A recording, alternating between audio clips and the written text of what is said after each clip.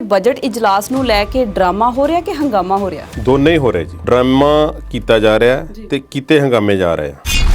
ਪੰਜਾਬ ਦੀ ਜਿਹੜੀ ਰਾਜਨੀਤੀ ਹੈ ਬਹੁਤਾ ਕੁਝ ਸੁਰਖੀਆਂ ਲਈ ਕਿਉਂ ਕਰਦੀ ਹੈ? ਸਾਰੀਆਂ ਹੀ ਕਰਦੀਆਂ ਨੇ, ਇਹ ਕਿੱਥੇ ਦੀਆਂ ਨਹੀਂ ਕਰਦੀਆਂ। ਜੀ, ਪਰ ਪੰਜਾਬ ਦੀ ਕੁਝ ਜ਼ਿਆਦਾ ਹੀ ਗਰਮ ਸਰਦ ਪੰਜਾਬ ਦੀ ਇਸ ਵੇਲੇ ਲੱਗ ਰਿਹਾ ਸਾਨੂੰ ਇਸ ਕਰਕੇ ਕਿਉਂਕਿ ਵਿਧਾਨ ਸਭਾ ਦੀਆਂ ਚੋਣਾਂ ਲੱਗੇ ਆ ਰਹੀਆਂ ਨੇ।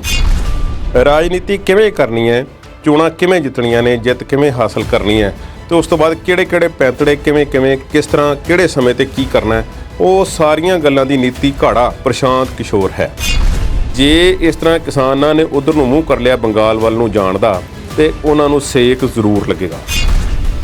ਜਿਸ ਤਰ੍ਹਾਂ ਉਹਨਾਂ ਨੇ ਆਪਣਾ ਨਾਂ ਅੱਗੇ ਵਧਾਇਆ ਤੇ ਫੋਟੋ ਆਪਣੇ ਉੱਪਰ ਲਗਵਾ ਲਈ ਹੈ, ਇਸ ਨਾਲ ਦੁਨੀਆ ਦੇ ਇੱਕੋ ਆਗੂ ਬਣ ਗਏ ਨੇ ਜਿਨ੍ਹਾਂ ਨੇ ਟੀਕਾਕਰਨ ਦੀ ਮੁਹਿੰਮ ਦਾ ਵੀ ਰਾਜਨੀਤੀਕਰਨ ਕਰ ਦਿੱਤਾ ਹੈ ਤੇ ਇਸ ਤੋਂ ਰਾਜਨੀਤਿਕ ਲਾਹਾ ਲੈਣ ਦੀ ਪੂਰੀ ਕੋਸ਼ਿਸ਼ ਉਹਨਾਂ ਨੇ ਕੀਤੀ। ਫੌਜ ਦੇ ਭਰਤੀ ਵਾਸਤੇ ਇਸ ਤਰ੍ਹਾਂ ਪੇਪਰਾਂ ਦਾ ਲੀਕ ਹੋਣਾ ਬਹੁਤ ਵੱਡੀ ਸੀਰੀਅਸ ਗੱਲ ਹੈ।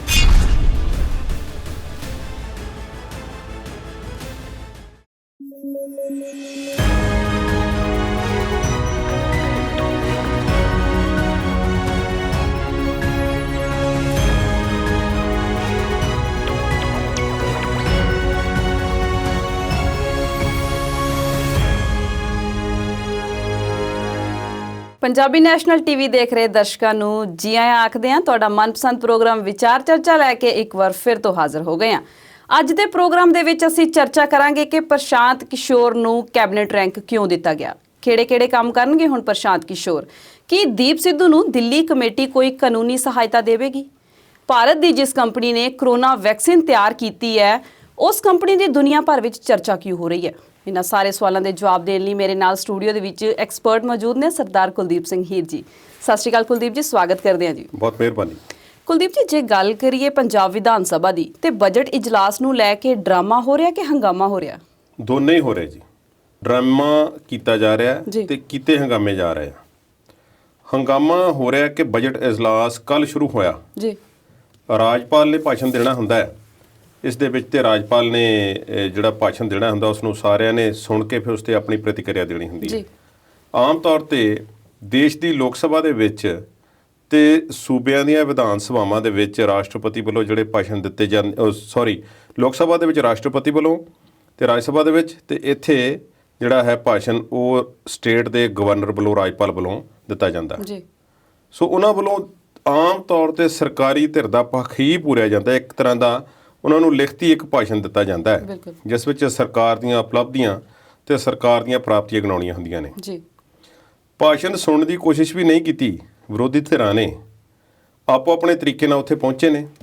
ਆਮ ਆਦਮੀ ਪਾਰਟੀ ਦੇ ਵਿਧਾਇਕ ਜੋ ਮੁੱਖ ਵਿਰੋਧੀ ਪਾਰਟੀ ਹੈ ਬੇਸਿਕਲੀ, ਉਹ ਉੱਥੇ ਪਹੁੰਚੀ ਹੈ ਸਾਈਕਲਾਂ ਤੇ ਵਿਧਾਨ ਸਭਾ ਦੇ ਵਿੱਚ। ਸਾਈਕਲਾਂ ਤੇ ਇਸ ਕਰਕੇ ਕਿ ਉਹਨਾਂ ਨੇ ਇਤਰਾਜ਼ ਪ੍ਰਗਟ ਕਰਨਾ ਸੀ ਔਰ ਆਪਣਾ ਰੋਸ ਜਿਹੜਾ ਸੀ ਉਹ ਜਤਾਉਣਾ ਸੀ ਕਿ ਪੈਟਰੋਲ ਤੇ ਡੀਜ਼ਲ ਦੀਆਂ ਵਧੀਆਂ ਹੋਈਆਂ ਕੀਮਤਾਂ ਦਾ ਜੀ, ਕਿ ਭਾਈ ਸਾਨੂੰ ਉਹ ਮਨਜ਼ੂਰ ਨਹੀਂ ਤੇ ਇਸ ਕਰਕੇ ਅਸੀਂ ਸਾਈਕਲਾਂ ਤੇ ਆ ਰਹੇ ਹਾਂ। ਉਹਨਾਂ ਦੇ ਆਗੂ ਸਾਈਕਲਾਂ ਤੇ ਆਏ ਤੇ ਵਿਧਾਨ ਸਭਾ ਦੇ ਵਿੱਚ ਕਾਂਗਰਸ ਪਾਰਟੀ ਪਹਿਲੇ ਪਹੁੰਚ ਗਈ ਸੀ ਜੀ। ਕੈਪਟਨ ਅਮਰਿੰਦਰ ਸਿੰਘ ਸਭ ਤੋਂ ਪਹਿਲਾਂ ਪਹੁੰਚੇ ਨੇ ਕਹਿੰਦੇ ਜੀ। ਆਮ ਤੌਰ ਤੇ ਜਦੋਂ ਸਾਰੇ ਆ ਜਾਂਦੇ ਨੇ ਤੇ ਮੁੱਖ ਮੰਤਰੀ ਬਾਅਦ ਵਿੱਚ ਆਉਂਦੇ ਨੇ, ਪਰ ਇਸ ਵਾਰੀ ਉਹ ਪਹਿਲਾਂ ਆਏ ਹੋਏ ਸਨ ਤੇ ਕਈ ਵਿਧਾਇਕ ਉਹਨਾਂ ਨੂੰ ਆ ਕੇ ਮਿਲੇ, ਵਿਰੋਧੀ ਪਾਰਟੀਆਂ ਦੇ ਆਗੂ ਵੀ ਕਈ ਉਹਨਾਂ ਨੂੰ ਆ ਕੇ ਮਿਲੇ ਜੀ।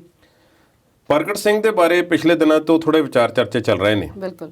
ਪ੍ਰਗਟ ਸਿੰਘ ਪਹਿਲਾਂ ਅਕਾਲੀ ਦਲ ਵਿੱਚ ਹੋਇਆ ਕਰਦੇ ਸਨ, ਨਾਰਾਜ਼ਗੀਆਂ ਹੋਈਆਂ ਤੇ ਕਾਂਗਰਸ ਵਿੱਚ ਆ ਗਏ ਤੇ ਇੱਥੋਂ ਵੀ ਵਿਧਾਇਕ ਚੁਣੇ ਗਏ ਜੀ। ਵੇਸਟ ਮੈਨੇਜਮੈਂਟ ਪ੍ਰੋਜੈਕਟ ਨੂੰ ਲੈ ਕੇ ਉਹਨਾਂ ਦੀਆਂ ਸਰਕਾਰ ਨਾਲ ਥੋੜੀਆਂ ਜਿਹੜੀਆਂ ਖਿੱਚੋਤਾਣਾ ਜਿਹੜੀਆਂ ਸੀ ਉਹ ਚੱਲਦੀਆਂ ਰਹੀਆਂ ਜੀ। ਪ੍ਰਗਟ ਸਿੰਘ ਆਏ ਪਰ ਕਹਿੰਦੇ ਉਹਨਾਂ ਨੇ ਕੈਪਟਨ ਅਮਰਿੰਦਰ ਸਿੰਘ ਨੂੰ ਖਾਸ ਨੇੜੇ ਜਾ ਕੇ ਸਤਿ ਸ੍ਰੀ ਅਕਾਲ ਨਹੀਂ ਬੁਲਾਈ, ਉਹ ਮੌਜੂਦ ਰਹੇ ਸਦਨ ਦੇ ਵਿੱਚ, ਉੱਥੇ ਬੈਠੇ ਰਹੇ ਜੀ। ਪ੍ਰਗਟ ਸਿੰਘ ਬਾਰੇ ਪਿਛਲੇ ਦਿਨਾਂ ਦੇ ਵਿੱਚ ਇਹ ਗੱਲ ਆਈ ਸੀ, ਇਸ ਕਰਕੇ ਮੈਂ ਕਰ ਰਿਹਾ ਕਿ ਜਦੋਂ ਸੁਨੀਲ ਜਾਖੜ ਨੇ ਇਹ ਕਹਿ ਦਿੱਤਾ ਸੀ ਕਿ 2022 ਵਾਸਤੇ ਕੈਪਟਨ, ਬਿਲਕੁਲ, ਤੇ ਪ੍ਰਗਟ ਸਿੰਘ ਨੇ ਕਿਹਾ ਸੀ ਕਿ ਇਸ ਗੱਲ ਦਾ ਫੈਸਲਾ ਤਾਂ ਫਿਰ ਬਾਅਦ ਵਿੱਚ ਹੋਵੇਗਾ ਜਦੋਂ ਇਲੈਕਸ਼ਨਾਂ ਹੋਣਗੀਆਂ ਜਾਂ ਰਿਜ਼ਲਟ ਆਉਣਗੇ, ਨਤੀਜੇ ਆਉਣਗੇ ਕਿ ਕੌਣ ਅਗਲਾ ਮੁੱਖ ਮੰਤਰੀ ਹੋਵੇਗਾ ਜੀ। ਉਹਨਾਂ ਨੇ ਕਿਹਾ ਸੀ ਹਾਈ ਕਮਾਂਡ ਫੈਸਲਾ ਕਰੂਗੀ, ਅਸੀਂ ਹਾਈ ਕਮਾਂਡ ਫੈਸਲਾ ਕਰੇਗੀ ਜੀ। ਸੁਨੀਲ ਜਾਖੜ ਨੇ ਵੀ ਸਫਾਈਆਂ ਦਿੱਤੀਆਂ ਜੀ। ਹੋ ਸਕਦਾ ਹੈ ਕਿ ਅੰਦਰ ਖਾਤੇ ਕੁਝ ਨਾ ਕੁਝ ਚੱਲ ਰਿਹਾ ਹੋਵੇ ਜੀ। ਨਵਜੋਤ ਸਿੰਘ ਸਿੱਧੂ ਵੀ ਸਦਨ ਵਿੱਚ ਪਹੁੰਚੇ ਕਾਲਾ ਸੂਟ ਪਾ ਕੇ, ਉਹਨਾਂ ਨੇ ਵੀ ਹੱਸ ਕੇ ਗੱਲਾਂ ਬਾਤਾਂ ਕਈਆਂ ਨਾਲ ਕੀਤੀਆਂ, ਆਪਣੇ ਪਾਰਟੀ ਦੇ ਆਗੂਆਂ ਨਾਲ ਵੀ ਤੇ ਆਮ ਆਦਮੀ ਪਾਰਟੀ ਦੇ ਆਗੂਆਂ ਨੂੰ ਵੀ ਮਿਲਦੇ ਹੋਏ ਨਜ਼ਰ ਉਹ ਆਏ। ਕੈਪਟਨ ਅਮਰਿੰਦਰ ਸਿੰਘ ਨੂੰ ਵੀ ਸਤਿ ਸ੍ਰੀ ਅਕਾਲ ਉਹਨਾਂ ਨੇ ਬੁਲਾਈ। ਰਾਜਪਾਲ ਜਦੋਂ ਆਏ ਨੇ ਤੇ ਉਹਨਾਂ ਦੇ ਸਵਾਗਤ ਵਾਸਤੇ ਕਾਰਪਟ ਵਿਛਾਈ ਗਈ, ਗਲੀਚਾ ਵਿਛਾਇਆ ਗਿਆ ਉਸ ਨੂੰ ਜਦੋਂ ਅਕਾਲੀ ਆਗੂ ਉੱਥੇ ਪਹੁੰਚੇ ਨੇ ਵਿਕਰਮ ਸਿੰਘ ਮਜੀਠੀਆ ਤੇ ਇਹਨਾਂ ਦੇ ਨਾਲ ਹੋਰ ਜੀ ਤੇ ਇਹਨਾਂ ਨੇ ਗਲੀਚਾ ਪੁੱਟ ਦਿੱਤਾ, ਉੱਥੋਂ ਚੁੱਕ ਦਿੱਤਾ ਜੀ ਕਿ ਇਹ ਜਿਹੜਾ ਸਵਾਗਤੀ ਗਲੀਚਾ ਵਿਛਾਇਆ ਗਿਆ ਤੇ ਅਸੀਂ ਇਹ ਰਾਜਪਾਲ ਦੇ ਅੱਗੇ ਵਿਛਣ ਨਹੀਂ ਦੇਣਾ। ਜੀ ਰਾਜਪਾਲ ਸਾਹਿਬ ਜਿਹੜੀਆਂ ਗੱਲਾਂ ਕਰਨਗੇ ਸਾਨੂੰ ਉਹ ਮਨਜ਼ੂਰ ਨਹੀਂ। ਨਾਅਰੇਬਾਜ਼ੀ ਕੀਤੀ, ਕਾਗਜ਼ ਪੱਤਰ ਫਾੜੇ ਅਤੇ ਰਾਜਪਾਲ ਦੇ ਭਾਸ਼ਣ ਦਾ ਬਾਈਕਾਟ ਦੋਨਾਂ ਧਿਰਾਂ ਵੱਲੋਂ ਕੀਤਾ ਗਿਆ। ਇਸ ਤੋਂ ਬਾਅਦ ਅਕਾਲੀ ਦਲ ਵੱਲੋਂ ਕੁਝ ਹੋਰ ਹੰਗਾਮੇ ਕੀਤੇ ਗਏ ਔਰ ਵਿਧਾਨ ਸਭਾ ਨੂੰ ਘੇਰਨ ਦਾ ਯਤਨ ਕੀਤਾ ਗਿਆ, ਜਿਸ ਤੇ ਪਾਣੀ ਦੀਆਂ ਵਿਛਾੜਾਂ ਉਹਨਾਂ ਨੂੰ ਖਾਣੀਆਂ ਪਈਆਂ ਤੇ ਕੁਝ ਸਮੇਂ ਲਈ ਜਾਂ ਕੁਝ ਮਿੰਟਾਂ ਲਈ ਸੁਖਬੀਰ ਬਾਦਲ, ਬਿਕਰਮ ਸਿੰਘ ਮਜੀਠੀਆ ਤੇ ਹੋਰਨਾਂ ਆਗੂਆਂ ਨੂੰ ਗ੍ਰਿਫਤਾਰ ਕੀਤਾ ਪੁਲਿਸ ਨੇ ਤਾਂ ਕਿ ਉਹ ਕੋਈ ਇਸ ਤਰ੍ਹਾਂ ਦਾ ਕੰਮ ਨਾ ਕਰ ਸਕਣ ਜੋ ਸਰਕਾਰੀ ਅੰਕੜੇ ਜਾਂ ਸਰਕਾਰੀ ਧਿਰ ਦੱਸਦੀ ਹੈ ਉਸ ਮੁਤਾਬਕ। ਤੇ ਉਹਨਾਂ ਨੂੰ ਗ੍ਰਿਫਤਾਰ ਕਰਕੇ ਹੋਰ ਜਗ੍ਹਾ ਲਿਜਾ ਕੇ ਛੱਡ ਦਿੱਤਾ ਗਿਆ। ਰਾਜਨੀਤਿਕ ਗ੍ਰਿਫਤਾਰੀਆਂ ਇਸ ਤਰ੍ਹਾਂ ਦੀਆਂ ਹੋ ਜਾਂਦੀਆਂ ਨੇ ਜੀ। ਪਰ ਇਹ ਹੰਗਾਮਾ ਜਿਹੜਾ ਹੈ ਉਹ ਪੂਰੇ ਜ਼ੋਰ ਸ਼ੋਰ ਨਾਲ ਚੱਲਿਆ। ਇਸ ਵਿੱਚੋਂ ਇੱਕ ਗੱਲ ਸਾਫ਼ ਤੌਰ ਤੇ ਝਲਕਦੀ ਹੋਈ ਨਜ਼ਰ ਆਈ, ਉਹ ਇਹ ਕਿ ਤਿਆਰੀ ਵਿਧਾਨ ਸਭਾ ਚੋਣਾਂ ਦੀ ਹੀ ਹੈ ਜੀ। ਇਹ ਬਜਟ ਇਜਲਾਸ ਆਖਰੀ ਹੈ, ਇਸ ਤੋਂ ਬਾਅਦ ਇਜਲਾਸ ਤਾਂ ਹੋਰ ਹੋ ਸਕਦਾ, ਪਰ ਬਜਟ ਇਜਲਾਸ ਇਸ ਸਰਕਾਰ ਦਾ ਇਹ ਆਖਰੀ ਹੈ। 2022 ਦੀਆਂ ਫਰਵਰੀ ਵਿੱਚ ਵੋਟਾਂ ਹੋਣੀਆਂ ਨੇ ਪੰਜਾਬ ਵਿੱਚ, ਉਸ ਤੋਂ ਪਹਿਲਾਂ ਵੀ ਹੋ ਸਕਦੀਆਂ ਨੇ, ਪਰ ਇਸ ਗੱਲ ਦੇ ਅਜੇ ਕੋਈ ਸੰਕੇਤ ਨਹੀਂ।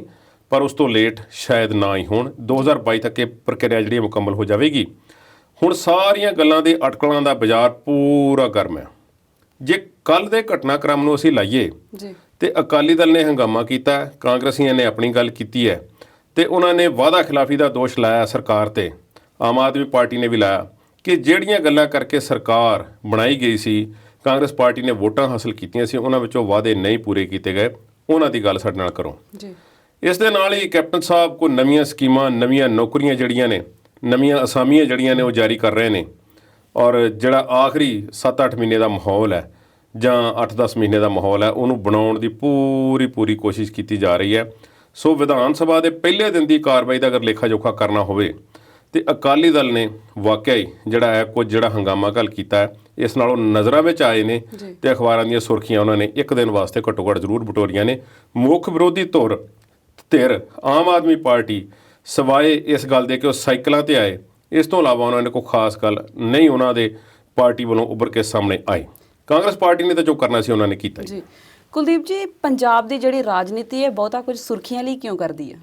ਸਾਰੀਆਂ ਹੀ ਕਰਦੀਆਂ ਨੇ, ਇਹ ਕਿੱਥੇ ਦੀਆਂ ਨਹੀਂ ਕਰਦੀਆਂ ਜੀ, ਪਰ ਪੰਜਾਬ ਦੀ ਕੁਝ ਜ਼ਿਆਦਾ ਹੀ ਗਰਮਸਾਲੀ ਪੰਜਾਬ ਦੀ ਇਸ ਵੇਲੇ ਲੱਗ ਰਿਹਾ ਸਾਨੂੰ ਇਸ ਕਰਕੇ ਕਿਉਂਕਿ ਵਿਧਾਨ ਸਭਾ ਦੀਆਂ ਚੋਣਾਂ ਲੱਗੇ ਆ ਰਹੀਆਂ ਨੇ ਤੇ ਕਿਸਾਨ ਅੰਦੋਲਨ ਚੱਲ ਰਿਹਾ।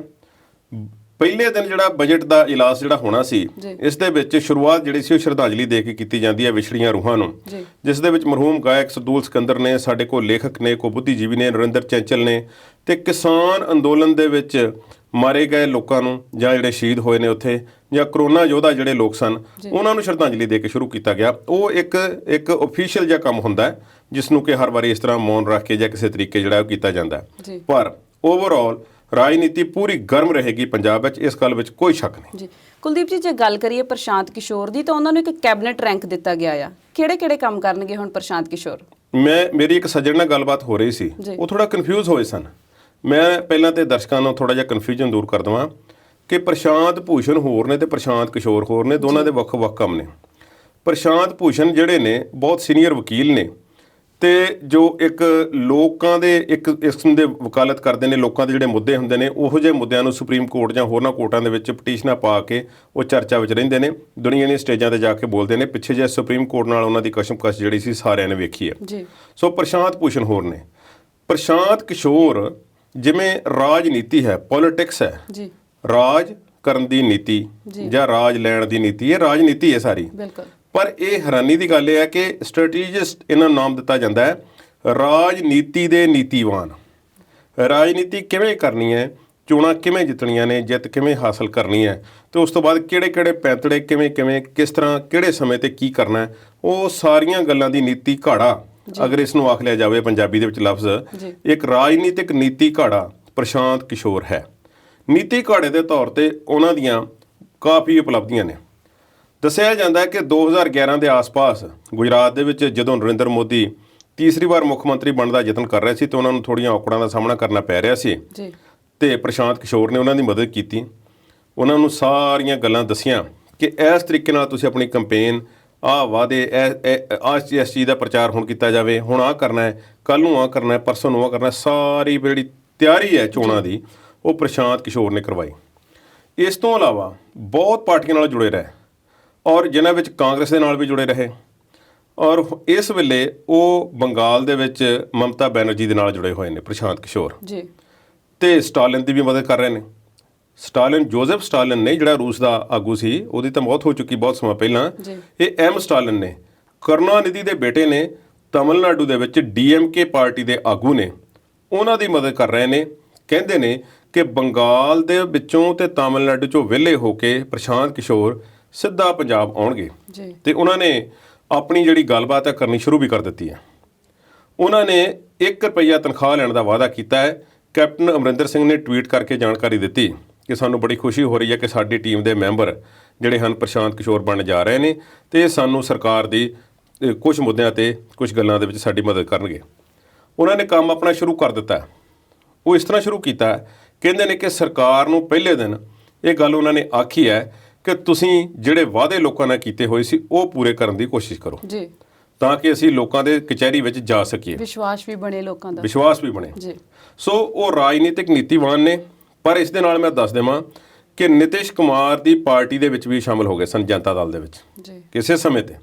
ਫਿਰ ਜਦੋਂ ਭਾਰਤੀ ਜਨਤਾ ਪਾਰਟੀ ਨੇ ਸਿਟੀਜ਼ਨਸ਼ਿਪ ਅਮੈਂਡਮੈਂਟ ਐਕਟ ਲਿਆਂਦਾ ਤੇ ਉਸ ਐਕਟ ਦੇ ਵਿਰੁੱਧ, ਕਿਉਂਕਿ ਭਾਰਤੀ ਜਨਤਾ ਪਾਰਟੀ ਤੇ ਨਿਤਿਸ਼ ਕੁਮਾਰ ਦੀ ਪਾਰਟੀ ਉਹ ਉਹਨਾਂ ਦੀ ਅਲਾਇੰਸ ਹੈ, ਗੱਠਜੋੜ ਹੈ, ਤੇ ਇਹ ਸਿਟੀਜ਼ਨਸ਼ਿਪ ਅਮੈਂਡਮੈਂਟ ਐਕਟ ਦੇ ਵਿਰੁੱਧ ਕਿਤੇ ਕਿਸੇ ਸਟੇਜ ਤੇ ਬੋਲ ਗਏ ਤੇ ਨਿਤਿਸ਼ ਕੁਮਾਰ ਨਾਰਾਜ਼ ਹੋ ਗਿਆ ਤੇ ਇਹਨਾਂ ਨੂੰ ਉਸ ਜਨਤਾ ਦਲ ਦੇ ਵਿੱਚੋਂ ਕੱਢ ਦਿੱਤਾ ਗਿਆ। ਇਸ ਵੇਲੇ ਉਹ ਜਨਤਾ ਦਲ ਦੇ ਮੈਂਬਰ ਨਹੀਂ ਪ੍ਰਸ਼ਾਂਤ ਕਿਸ਼ੋਰ। ਪਰ ਇਸ ਗੱਲ ਦਾ ਹਰਜਾਨਾ ਜਿਹੜਾ ਸੀ ਉਹਨਾਂ ਨੂੰ ਕੁਝ ਦਿਨ ਪਹਿਲਾਂ ਇਸ ਤਰ੍ਹਾਂ ਚੁਕਾਉਣਾ ਪਿਆ ਕਿ ਇੱਕ ਉਹਨਾਂ ਦਾ ਘਰ ਹੈ ਬਿਹਾਰ ਦੇ ਵਿੱਚ, ਬਿਹਾਰੀ ਨੇ ਉਹ, ਤੇ ਉਹ ਬਿਹਾਰ ਦੇ ਘਰ ਦਾ ਉਹਨਾਂ ਦਾ ਇੱਕ ਹਿੱਸਾ ਕਹਿੰਦੇ ਨੇ ਕਿ ਉੱਥੋਂ ਹਾਈਵੇ ਚੌੜਾ ਹੋਣਾ ਹੈ, ਉਹ ਢਾਹ ਦਿੱਤਾ ਗਿਆ ਉੱਥੇ ਦੀ ਅਥਾਰਟੀਜ਼ ਵੱਲੋਂ ਪ੍ਰਸ਼ਾਂਤ ਕਿਸ਼ੋਰ ਦਾ ਘਰ ਕਿ ਇੱਥੇ ਸੜਕ ਖੁੱਲੀ ਬਣਨੀ ਹੈ। ਹਾਲਾਂਕਿ ਇਸ ਗੱਲ ਦਾ ਬਹੁਤਾ ਜ਼ਿਆਦਾ ਰੌਲਾ ਨਹੀਂ ਪਿਆ, ਕੁਝ ਦਿਨ ਪਹਿਲਾਂ ਦੀ ਗੱਲ ਹੈ। ਸੋ ਰਾਜਨੀਤਿਕ ਨੀਤੀ ਘਾੜੇ ਦੇ ਤੌਰ ਤੇ ਉਹਨਾਂ ਦੀ ਬਹੁਤ ਵੱਡੀ ਪੈਂਠ ਹੈ। ਪਿਛਲੀਆਂ ਚੋਣਾਂ ਵੀ ਕੈਪਟਨ ਅਮਰਿੰਦਰ ਸਿੰਘ ਨੇ ਉਹਨਾਂ ਦੇ ਬਲਬੂਤੇ ਤੇ ਜਿੱਤੀਆਂ ਸਨ ਤੇ ਕਾਂਗਰਸ ਹਾਈ ਕਮਾਂਡ ਦੇ ਲੋਕ ਇਹ ਕਹਿੰਦੇ ਸਨ ਕਿ ਜਿੱਤ ਦਾ ਸਿਹਰਾ ਜਿਹੜਾ ਹੈ ਪ੍ਰਸ਼ਾਂਤ ਕਿਸ਼ੋਰ ਦੇ ਸਿਰ ਵੱਜਦਾ ਹੈ ਜੀ। ਹਾਲਾਂਕਿ ਉਹਨਾਂ ਦੀਆਂ ਨੀਤੀਆਂ ਦੇ ਚੱਲਦੇ ਹੋਏ ਕਈ ਲੀਡਰਾਂ ਨੇ ਚੋਣਾਂ ਜਿੱਤਣ ਦੀ ਕੋਸ਼ਿਸ਼ ਕੀਤੀ ਜਿਸ ਵਿੱਚ ਉਹ ਕਾਮਯਾਬ ਨਹੀਂ ਰਹੇ। ਪਰ ਕੈਪਟਨ ਅਮਰਿੰਦਰ ਸਿੰਘ ਕੈਬਨਿਟ ਮੰਤਰੀ ਦਾ ਰੈਂਕ ਉਹਨਾਂ ਨੂੰ ਦੇ ਰਹੇ ਨੇ। ਉਹ ਕੋਈ ਸਰਕਾਰੀ ਕੰਮਕਾਜ ਸ਼ਾਇਦ ਨਾ ਕਰਨ, ਸ਼ਾਇਦ ਕੋਈ ਕੰਮਕਾਜ ਦੀ ਨੀਤੀ ਨਾ ਅਪਣਾਉਣ, ਪਰ ਉਹਨਾਂ ਨੂੰ ਕਹਿੰਦੇ ਨੇ ਕਿ 1 ਰੁਪਈਆ ਤਨਖਾਹ, ਜਿਹੜੀ ਕਿ ਗੱਲ ਹਾਸੋਹੀਣੀ ਲੱਗਦੀ ਹੈ, 1 ਰੁਪਈਆ ਤਨਖਾਹ ਦੇ ਕੇ ਉਹਨਾਂ ਤੋਂ ਚੋਣਾਂ ਜਿੱਤਣ ਦੀ ਨੀਤੀ ਜਿਹੜੀ ਆ ਉਹ ਤਿਆਰ ਕਰਵਾਈ ਜਾਵੇਗੀ। ਇਹ ਰਣਨੀਤੀ ਘਾੜਾ ਪੰਜਾਬ ਦੀ ਰਾਜਨੀਤੀ ਨੂੰ ਕਿੱਧਰ ਨੂੰ ਲੈ ਕੇ ਜਾਂਦਾ, ਇਹ ਤਾਂ ਆਉਣ ਵਾਲਾ ਸਮਾਂ ਹੀ ਦੱਸੂਗਾ। ਕੁਲਦੀਪ ਜੀ, ਮੁੱਦੇ ਹਾਲੇ ਹੋਰ ਵੀ ਬਹੁਤ ਨੇ, ਪਰ ਹੁਣ ਵੇਲਾ ਹੋ ਗਿਆ ਇੱਕ ਛੋਟੀ ਜਿਹੀ ਬ੍ਰੇਕ ਦਾ। ਜਲਦ ਹਾਜ਼ਰ ਹੁੰਦੇ ਆ।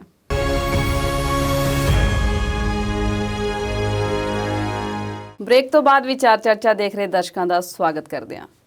ਕੁਲਦੀਪ ਜੀ, ਕਿਸਾਨ ਅੰਦੋਲਨ ਦੀ ਗੱਲ ਕਰ ਲਈਏ ਤੇ ਕੀ ਅਗਲੀ ਰਣਨੀਤੀ ਹੋਵੇਗੀ, ਕਿਉਂਕਿ ਲੋਕਾਂ ਨੂੰ ਕਿਤੇ ਨਾ ਕਿਤੇ ਲੱਗ ਰਿਹਾ ਵੀ ਮੱਠਾ ਪੈ ਗਿਆ, ਪਰ ਉੱਥੇ ਤਾਂ ਨਿਤ ਨਵੀਆਂ ਸਰਗਰਮੀਆਂ ਹੋ ਰਹੀਆਂ ਨੇ, ਤੇ ਹੁਣ ਅਗਲੀ ਰਣਨੀਤੀ ਕੀ ਹੈ, ਸਾਰਾ ਕੁਝ ਤਫਸੀਲ 'ਚ ਤੁਹਾਡੇ ਕੋਲੋਂ ਜਾਣਨਾ ਚਾਹਾਂਗੇ। ਕਿਸਾਨਾਂ ਵੱਲੋਂ ਖਾਸ ਤੌਰ ਤੇ ਸੰਯੁਕਤ ਕਿਸਾਨ ਮੋਰਚੇ ਵੱਲੋਂ ਐਲਾਨ ਕੀਤਾ ਗਿਆ ਕਿ ਅਸੀਂ 6 ਮਾਰਚ ਨੂੰ KMP ਹਾਈਵੇ ਜੀ, ਕੁੰਡੜੀ ਮੰਸਰ ਪਲਵਲ ਹਾਈਵੇ ਜਿਹੜਾ ਹੈ, ਇਸ ਨੂੰ ਅਸੀਂ 6 ਘੰਟੇ ਲਈ ਜਾਮ ਕਰਨਾ ਹੈ, ਸਵੇਰ ਦੇ 11 ਵਜੇ ਤੋਂ ਲੈ ਕੇ ਸ਼ਾਮ ਦੇ 5 ਵਜੇ ਤੱਕ ਜੀ। 136 ਕਿਲੋਮੀਟਰ ਲੰਬਾ ਇਹ ਹਾਈਵੇ ਹੈ। ਇਹ ਇੱਕ ਵੱਡਾ ਬਾਈਪਾਸ ਜਿਹੜਾ ਹੈ ਦਿੱਲੀ ਨੂੰ, ਜਦੋਂ ਅਸੀਂ ਟੱਕਰਦੇ ਹਾਂ ਦਿੱਲੀ ਨੂੰ, ਅਸੀਂ ਪੰਜਾਬ ਵੱਲੋਂ ਜਾਂਦੇ ਹਾਂ ਜੀ, ਜਿਸ ਜਗ੍ਹਾ ਤੇ ਸਿੰਘੂ ਮੋਰਚਾ ਹੈ ਲੱਗਾ ਹੋਇਆ, ਉਸ ਤੋਂ ਥੋੜੇ ਕਿਲੋਮੀਟਰ ਪਹਿਲਾਂ ਹੀ ਇੱਕ ਵੱਡਾ ਹਾਈਵੇ ਜਿਹੜਾ ਹੈ ਉਸ ਨੂੰ ਕੱਟਦਾ, ਉਸ ਦੇ ਬ੍ਰਿਜ ਜਿਹੜੇ ਨੇ ਬਣੇ ਹੋਏ ਨੇ ਜੀ। ਉਸ ਹਾਈਵੇ ਤੇ ਜਾਮ ਲਾਉਣ ਦੀ ਗੱਲ ਜਿਹੜੀ ਹੈ ਸੰਯੁਕਤ ਕਿਸਾਨ ਮੋਰਚੇ ਵੱਲੋਂ ਕੀਤੀ ਜਾ ਰਹੀ ਹੈ। ਹੋਰ ਵੀ ਕਈ ਰਣਨੀਤੀਆਂ ਘੜੀਆਂ ਜਾ ਰਹੀਆਂ ਨੇ। ਪੰਜਾਬ ਵਿੱਚੋਂ ਮਹਾ ਪੰਚਾਇਤਾਂ ਉਹਨਾਂ ਨੇ ਕਿਹਾ ਸੀ ਕਿ ਅਸੀਂ ਹੁਣ ਨਹੀਂ ਕਰਨੀਆਂ, ਬਿਲਕੁਲ। ਪਰ ਮੈਂ ਅਖਬਾਰਾਂ ਪੜ੍ਹ ਰਿਹਾ ਸੀ ਕੁਛ, ਜਿਸ ਦੇ ਵਿੱਚ ਸਾਡੇ ਭਾਰਤ ਦੇ ਮੰਨੇ ਭਰਮੰਨੇ ਜਿਹੜੇ ਕਾਲਮ ਨਵੀਸ ਨੇ ਜੀ, ਉਹਨਾਂ ਨੇ ਬਲਬੀਰ ਸਿੰਘ ਰਾਜੇਵਾਲ ਦੀ ਸਪੀਚ ਦਾ ਲਿਖਾ ਜੋਖਾ ਕੀਤਾ। ਅੱਛਾ ਜੀ। ਉਹ ਕਹਿੰਦੇ ਨੇ ਕਿ ਇਸ ਤਰ੍ਹਾਂ ਦੀ ਸਪੀਚ ਜਿਹੜੀ ਉਹਨਾਂ ਨੇ ਜਗਰਾਵਾਂ ਦੀ ਮਹਾ ਪੰਚਾਇਤ ਦੇ ਵਿੱਚ ਦਿੱਤੀ ਸੀ, ਮੈਂ ਇਸ ਤਰ੍ਹਾਂ ਦੀ ਡਿਟੇਲਡ ਔਰ ਵਧੀਆ ਸਪੀਚ ਮੈਂ ਬਹੁਤ ਘੱਟ ਕਿਸਾਨ ਆਗੂਆਂ ਕੋਲੋਂ ਸੁਣੀ ਹੈ ਜੀ। ਆਮ ਤੌਰ ਤੇ ਜੋਸ਼ੀਲੇ ਭਾਸ਼ਣ ਹੁੰਦੇ ਨੇ, ਪਰ ਤਫਸੀਲ ਨਾਲ, ਡਿਟੇਲ ਨਾਲ ਜਿਸ ਤਰ੍ਹਾਂ ਗੱਲਾਂ ਉਹਨਾਂ ਨੇ ਕੀਤੀਆਂ ਨੇ, ਉਹ ਗੱਲਾਂ ਸੁਣਨ ਵਾਲੀਆਂ ਸਨ ਜੀ। ਸੋ ਸਿਆਣੇ ਆਗੂ ਉੱਥੇ ਬੈਠੇ ਹੋਏ ਨੇ, ਇਸ ਵਿੱਚ ਕੋਈ ਸ਼ੱਕ ਨਹੀਂ। ਜੋਗਿੰਦਰ ਸਿੰਘ ਉਗਰਾਹਾਂ ਵੀ ਬਹੁਤ ਖੂਬਸੂਰਤ ਬੋਲੇ ਨੇ ਕੁਝ ਦਿਨ ਪਹਿਲਾਂ ਜੀ, ਗੱਲਾਂ ਦੇ ਜਵਾਬ ਬੜੇ ਠੰਮੇ ਨਾਲ ਦਿੱਤੇ ਨੇ ਉਹਨਾਂ ਨੇ ਕਈਆਂ ਦੇ। ਇੱਕ ਫੇਜ਼ ਆ ਗਈ ਸੀ 26 ਜਨਵਰੀ ਤੋਂ ਬਾਅਦ, ਅੱਜ 1 ਮਹੀਨੇ ਤੋਂ ਉੱਪਰ ਹੋ ਗਿਆ ਉਸ ਘਟਨਾ ਨੂੰ ਜੀ। ਉਸ ਫੇਜ਼ ਦੇ ਵਿੱਚ ਸਿਰਫ ਦੂਸ਼ਣਬਾਜ਼ੀ ਹੀ ਹੋਈ ਇੱਕ ਦੂਸਰੇ ਤੇ, ਦੀਪ ਸਿੱਧੂ ਤੇ ਲੱਖਾ ਸਿਧਾਣਾ ਨੂੰ ਆਮ ਤੌਰ ਤੇ ਨਿਸ਼ਾਨਾ ਬਣਾਇਆ ਗਿਆ ਤੇ ਸੋਸ਼ਲ ਮੀਡੀਆ ਦਾ ਪਲੇਟਫਾਰਮ ਵਰਤਿਆ ਗਿਆ। ਥੋੜੇ ਦਿਨਾਂ ਲਈ ਉਸ ਸੰਯੁਕਤ ਕਿਸਾਨ ਮੋਰਚੇ ਦੀ ਸਟੇਜ ਨੂੰ ਵੀ ਵਰਤਿਆ ਗਿਆ ਜਦੋਂ ਇਹਨਾਂ ਗੱਲਾਂ ਦੇ ਜਵਾਬ ਦੇਣ ਦੀ ਕੋਸ਼ਿਸ਼ ਕੀਤੀ ਗਈ। ਅੱਜ ਮੁੱਦੇ ਥੋੜੇ ਜਿਹੇ ਬਦਲ ਗਏ ਨੇ। ਮੁੱਦੇ ਬਦਲ ਕੇ ਉਹਨਾਂ ਨੇ ਬਿਲਕੁਲ ਅਗਲੀ ਰਣਨੀਤੀ ਵੱਲ ਧਿਆਨ ਕਰ ਲਿਆ। ਤਿਆਰੀਆਂ ਚੱਲ ਰਹੀਆਂ ਨੇ, ਪੱਖਿਆਂ ਦੇ ਵੀ ਇੰਤਜ਼ਾਮ ਹੋ ਰਹੇ ਨੇ, ਮੱਛਰਾਂ ਦੀ ਦਵਾਈ ਦਾ ਵੀ ਹੋ ਰਿਹਾ। ਗਰਮੀ ਵੱਧ ਰਹੀ ਹੈ, ਦਿਨ ਬ ਦਿਨ ਵੱਧ ਰਹੀ ਹੈ। ਇੱਕ ਮੈਂ ਯਾਦ ਕਰਾ ਦੇਵਾਂ, ਭਾਵੇਂ ਕਿ ਕੜਾਕੇ ਦੀ ਠੰਡ ਪੈਂਦੀ ਹੈ ਦਸੰਬਰ ਜਨਵਰੀ ਦੇ ਵਿੱਚ ਉੱਤਰੀ ਭਾਰਤ ਦੇ ਵਿੱਚ, ਪਰ ਦਿੱਲੀ ਦੀ ਉਹ ਜਗ੍ਹਾ ਜਿਹੜੀ ਹੈ ਉੱਥੇ ਸਵੇਰੇ ਸ਼ਾਮ ਤਾਂ ਠੰਡ ਦੇਖੀ ਜਾ ਸਕਦੀ ਸੀ ਰਾਤ ਨੂੰ, ਪਰ ਦਿਨ ਵੇਲੇ ਉੱਥੇ ਆਮ ਤੌਰ ਤੇ ਗਰਮੀ ਹੀ ਰਹਿੰਦੀ ਸੀ ਕਿਉਂਕਿ ਉੱਥੇ ਪ੍ਰਦੂਸ਼ਣ ਦਾ ਪੱਧਰ ਬਹੁਤ ਜ਼ਿਆਦਾ ਉੱਚਾ ਹੈ। ਬਿਲਕੁਲ। ਕਿਸਾਨਾਂ ਦੀਆਂ ਮੌਤਾਂ ਅੱਜ ਵੀ ਹੋ ਰਹੀਆਂ ਨੇ ਔਰ ਉਹਨਾਂ ਤੇ ਪਾਬੰਦੀਆਂ ਜਿਹੜੀਆਂ ਲੱਗੀਆਂ ਹੋਈਆਂ ਨੇ, ਜਿਹੜੇ ਕਿਸਾਨ ਗ੍ਰਿਫਤਾਰ ਕੀਤੇ ਨੇ ਉਹਨਾਂ ਨੂੰ ਛਡਾਉਣ ਦਾ ਸਿਲਸਿਲਾ ਲਗਾਤਾਰ ਜਾਰੀ ਹੈ। ਨਵਦੀਪ ਕੌਰ ਸਟੇਜ ਤੇ ਬੋਲੀ ਹੈ, ਰਿਹਾ ਹੋ ਕੇ ਅਗਲੇ ਦਿਨ ਉਹ ਸਿੱਧੀ ਸਟੇਜ ਤੇ ਪਹੁੰਚੀ ਹੈ ਸੰਯੁਕਤ ਕਿਸਾਨ ਮੋਰਚੇ ਦੀ ਸਟੇਜ ਤੇ। ਬੜਾ ਵਧੀਆ ਭਾਸ਼ਣ ਦਿੱਤਾ ਲੜਕੀ ਨੇ। ਜੇ ਉਸ ਦੀ ਉਮਰ ਦੇ ਹਿਸਾਬ ਨਾਲ, ਤਜਰਬੇ ਦੇ ਹਿਸਾਬ ਨਾਲ ਉਸ ਭਾਸ਼ਣ ਦਾ ਲੇਖਾ ਜੋਖਾ ਕਰਨਾ ਹੋਵੇ ਤਾਂ ਬਹੁਤ ਵਧੀਆ ਗੱਲਾਂ ਬਾਤਾਂ ਉਸਨੇ ਕੀਤੀਆਂ। ਜ਼ਾਹਿਰਾ ਤੌਰ ਤੇ ਆਉਣ ਵਾਲੇ ਦਿਨਾਂ ਵਿੱਚ ਉਸ ਦਾ ਨਾਮ ਜਿਹੜਾ ਹੈ ਸੁਰਖੀਆਂ ਵਿੱਚ ਰਹੇਗਾ ਕੁੜੀ ਦਾ। ਸੋ ਇਸ ਤਰ੍ਹਾਂ ਦੀ ਹਲਚਲ ਜਿਹੜੀ ਹੈ ਸੰਯੁਕਤ ਕਿਸਾਨ ਮੋਰਚੇ ਦੀ ਸਟੇਜ ਤੇ ਉਸ ਦੇ ਆਸ-ਪਾਸ ਜਿਹੜੀ ਹੈ ਚੱਲ ਰਹੀ ਹੈ ਤੇ ਉਹਨਾਂ ਵੱਲੋਂ ਟਿਕਰੀ ਬਾਰਡਰ ਤੇ ਜਿਹੜੀ ਸਟੇਜ ਲੱਗੀ ਹੋਈ ਹੈ ਤੇ ਜਾਂ ਦੂਸਰਾ ਜਿਹੜਾ ਗਾਜ਼ੀਪੁਰ ਬਾਰਡਰ ਹੈ ਜਿੱਥੇ ਰਕੇਸ਼ ਟਕੈਤ ਤੇ ਉਹਨਾਂ ਦੀ ਟੀਮ ਜ਼ਿਆਦਾ ਵੱਡੀ ਗਿਣਤੀ ਦੇ ਵਿੱਚ ਹੈ, ਉਹ ਵੀ ਬਹੁਤ ਜ਼ੋਰਦਾਰ ਤਰੀਕੇ ਨਾਲ ਸਾਹਮਣੇ ਆਏ ਨੇ। ਹੁਣ ਰਕੇਸ਼ ਟਕੈਤ ਦੀ ਨੀਤੀ ਥੋੜੀ ਜਿਹੀ ਵੱਖਰੀ ਹੈ। ਸਾਡੇ ਜਿਹੜੇ ਕਿਸਾਨ ਆਗੂ ਸੀ, ਜਿੰਨਾ ਸਮਾਂ ਹੋਇਆ ਉੱਥੇ ਬੈਠਿਆਂ ਨੂੰ, ਸਿੱਧੂ ਮੋਰਚੇ ਤੇ ਜ਼ਿਆਦਾ ਧਿਆਨ ਪੰਜਾਬ ਦੇ ਲੋਕਾਂ ਨੇ ਵੀ ਤੇ ਆਗੂਆਂ ਨੇ ਵੀ ਉਸੇ ਮੋਰਚੇ ਨੂੰ ਕੇਂਦਰਿਤ ਕਰਕੇ ਕੀਤਾ। ਸਾਰੀ ਗੱਲ ਉੱਥੋਂ ਤੁਰਦੀ ਸੀ ਔਰ ਦੁਨੀਆ ਨੂੰ ਵੀ ਜਿਹੜੀ ਇਨਫੋਰਮੇਸ਼ਨ ਜਾਂਦੀ ਸੀ ਉੱਥੋਂ ਹੀ ਜਾਂਦੀ ਸੀ। ਆਪਣਾ IT ਸੈੱਲ ਵੀ ਬਣਾ ਲਿਆ ਗਿਆ, ਸਾਰਾ ਕੁਝ ਉੱਥੋਂ ਆਪਰੇਟ ਹੁੰਦਾ ਸੀ। ਟਿਕਰੀ ਬਾਰਡਰ ਵਾਲੇ ਵੀ ਤੇ ਦੂਸਰੇ ਬਾਰਡਰ ਵਾਲੇ ਵੀ ਉੱਥੇ ਹੀ ਆ ਕੇ ਜਿਹੜੇ ਸੀ ਆਪਣੀ ਗੱਲ ਕਰਨੀ ਬਿਹਤਰ ਸਮਝਦੇ ਸਨ। ਸਟੇਜ ਵੀ ਵੱਡੀ ਸੀ ਤੇ ਹੈ। ਪਰ ਹੌਲੀ ਹੌਲੀ ਸਮਾਂ ਬਦਲਿਆ, ਰਕੇਸ਼ ਟਕੈਤ ਨੇ ਇਸ ਦਾ ਤਰੀਕਾ ਬਦਲਿਆ। ਉਹਨਾਂ ਨੇ ਲੋਕਾਂ ਨੂੰ ਦੁਬਾਰਾ ਲਾਮਬੰਦ ਕੀਤਾ, ਲੋਕ ਜੁੜੇ। ਪਰ ਉਹਨਾਂ ਦੀ ਗੱਲ ਦੇ ਵਿੱਚ ਤੇ ਸਾਡੇ ਸੰਯੁਕਤ ਕਿਸਾਨ ਮੋਰਚੇ ਦੇ ਆਗੂਆਂ ਦੀ ਗੱਲ ਦੇ ਵਿੱਚ ਥੋੜਾ ਜਿਹਾ ਫਰਕ ਇਸ ਗੱਲ ਦਾ ਹੈ ਕਿ ਉਹ ਰਾਜਸਥਾਨ ਵੀ ਜਾ ਰਹੇ ਨੇ ਮਹਾਂ ਪੰਚਾਇਤਾਂ ਕਰਨ, ਉੱਤਰਾਖੰਡ ਵੀ ਜਾ ਰਹੇ ਨੇ, UP ਵੀ ਜਾ ਰਹੇ ਨੇ ਤੇ ਹਰਿਆਣੇ ਵੀ ਜਾ ਰਹੇ ਨੇ। ਦਿਨ ਦਿਨ ਜਾਂਦੇ ਨੇ, ਲਗਾਤਾਰ ਟਰੈਵਲ ਕਰਦੇ ਨੇ ਤੇ ਹਜ਼ਾਰਾਂ ਲੱਖਾਂ ਦੇ ਇਕੱਠ ਜਿਹੜੇ ਨੇ ਹੁੰਦੇ ਨੇ। ਵੱਖ-ਵੱਖ ਭਾਈਚਾਰਿਆਂ ਨੂੰ ਇਕੱਤਰ ਕਰਦੇ ਨੇ।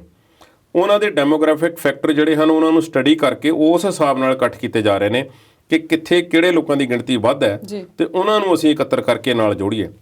ਰਾਜਸਥਾਨ ਦੇ ਵਿੱਚੋਂ ਫੋਟੋਆਂ ਆ ਰਹੀਆਂ ਨੇ, ਬਹੁਤ ਵੱਡੇ ਇਕੱਠ ਹੋਏ ਨੇ, ਬਹੁਤ ਲੋਕ ਇਕੱਤਰ ਹੋ ਰਹੇ ਨੇ। ਸੋ ਇਹ ਰਣਨੀਤੀ ਸਾਰੀ ਨਵੀਂ ਬਣ ਰਹੀ ਹੈ।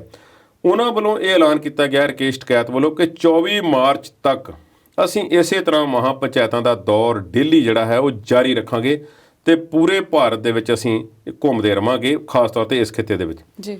ਹੁਣ ਪੂਰੇ ਭਾਰਤ ਦੀ ਗੱਲ ਜਿਹੜੀ ਉਹਨਾਂ ਨੇ ਆਖੀ ਹੈ, ਉਸ ਵਿੱਚ ਬੰਗਾਲ ਦੇ ਵਿੱਚ ਕਿਉਂਕਿ ਚੋਣਾਂ ਦਾ ਮਾਹੌਲ ਹੈ, ਚੋਣਾਂ ਹੋ ਰਹੀਆਂ ਨੇ ਤੇ ਬੰਗਾਲ ਦੇ ਵਿੱਚ ਹੁਣ ਕੁਝ ਆਗੂ ਜਾ ਰਹੇ ਨੇ, ਸੰਯੁਕਤ ਕਿਸਾਨ ਮੋਰਚੇ ਦੇ ਵੀ ਆਗੂ ਦੱਸੇ ਜਾ ਰਹੇ ਨੇ ਤੇ ਉਧਰੋਂ ਵੀ ਜਿਹੜੇ ਉੱਥੇ ਜਾ ਕੇ ਕੁਝ ਕਿਸਾਨ ਯੂਨੀਅਨਾਂ ਦੇ ਆਗੂ ਜਿਹੜੇ ਇੱਥੋਂ ਜਾਣਗੇ ਤੇ ਉੱਥੇ ਕੁਝ ਜਥੇਬੰਦੀਆਂ ਹਨ ਜਿਹੜੀਆਂ ਕੇਂਦਰ ਸਰਕਾਰ ਦੀਆਂ ਫਾਸੀਵਾਦੀ ਨੀਤੀਆਂ ਦੇ ਖਿਲਾਫ ਵੱਡੀ ਰੈਲੀ ਆਉਣ ਵਾਲੇ ਦਿਨਾਂ ਵਿੱਚ ਕਰਨ ਜਾ ਰਹੀਆਂ ਨੇ।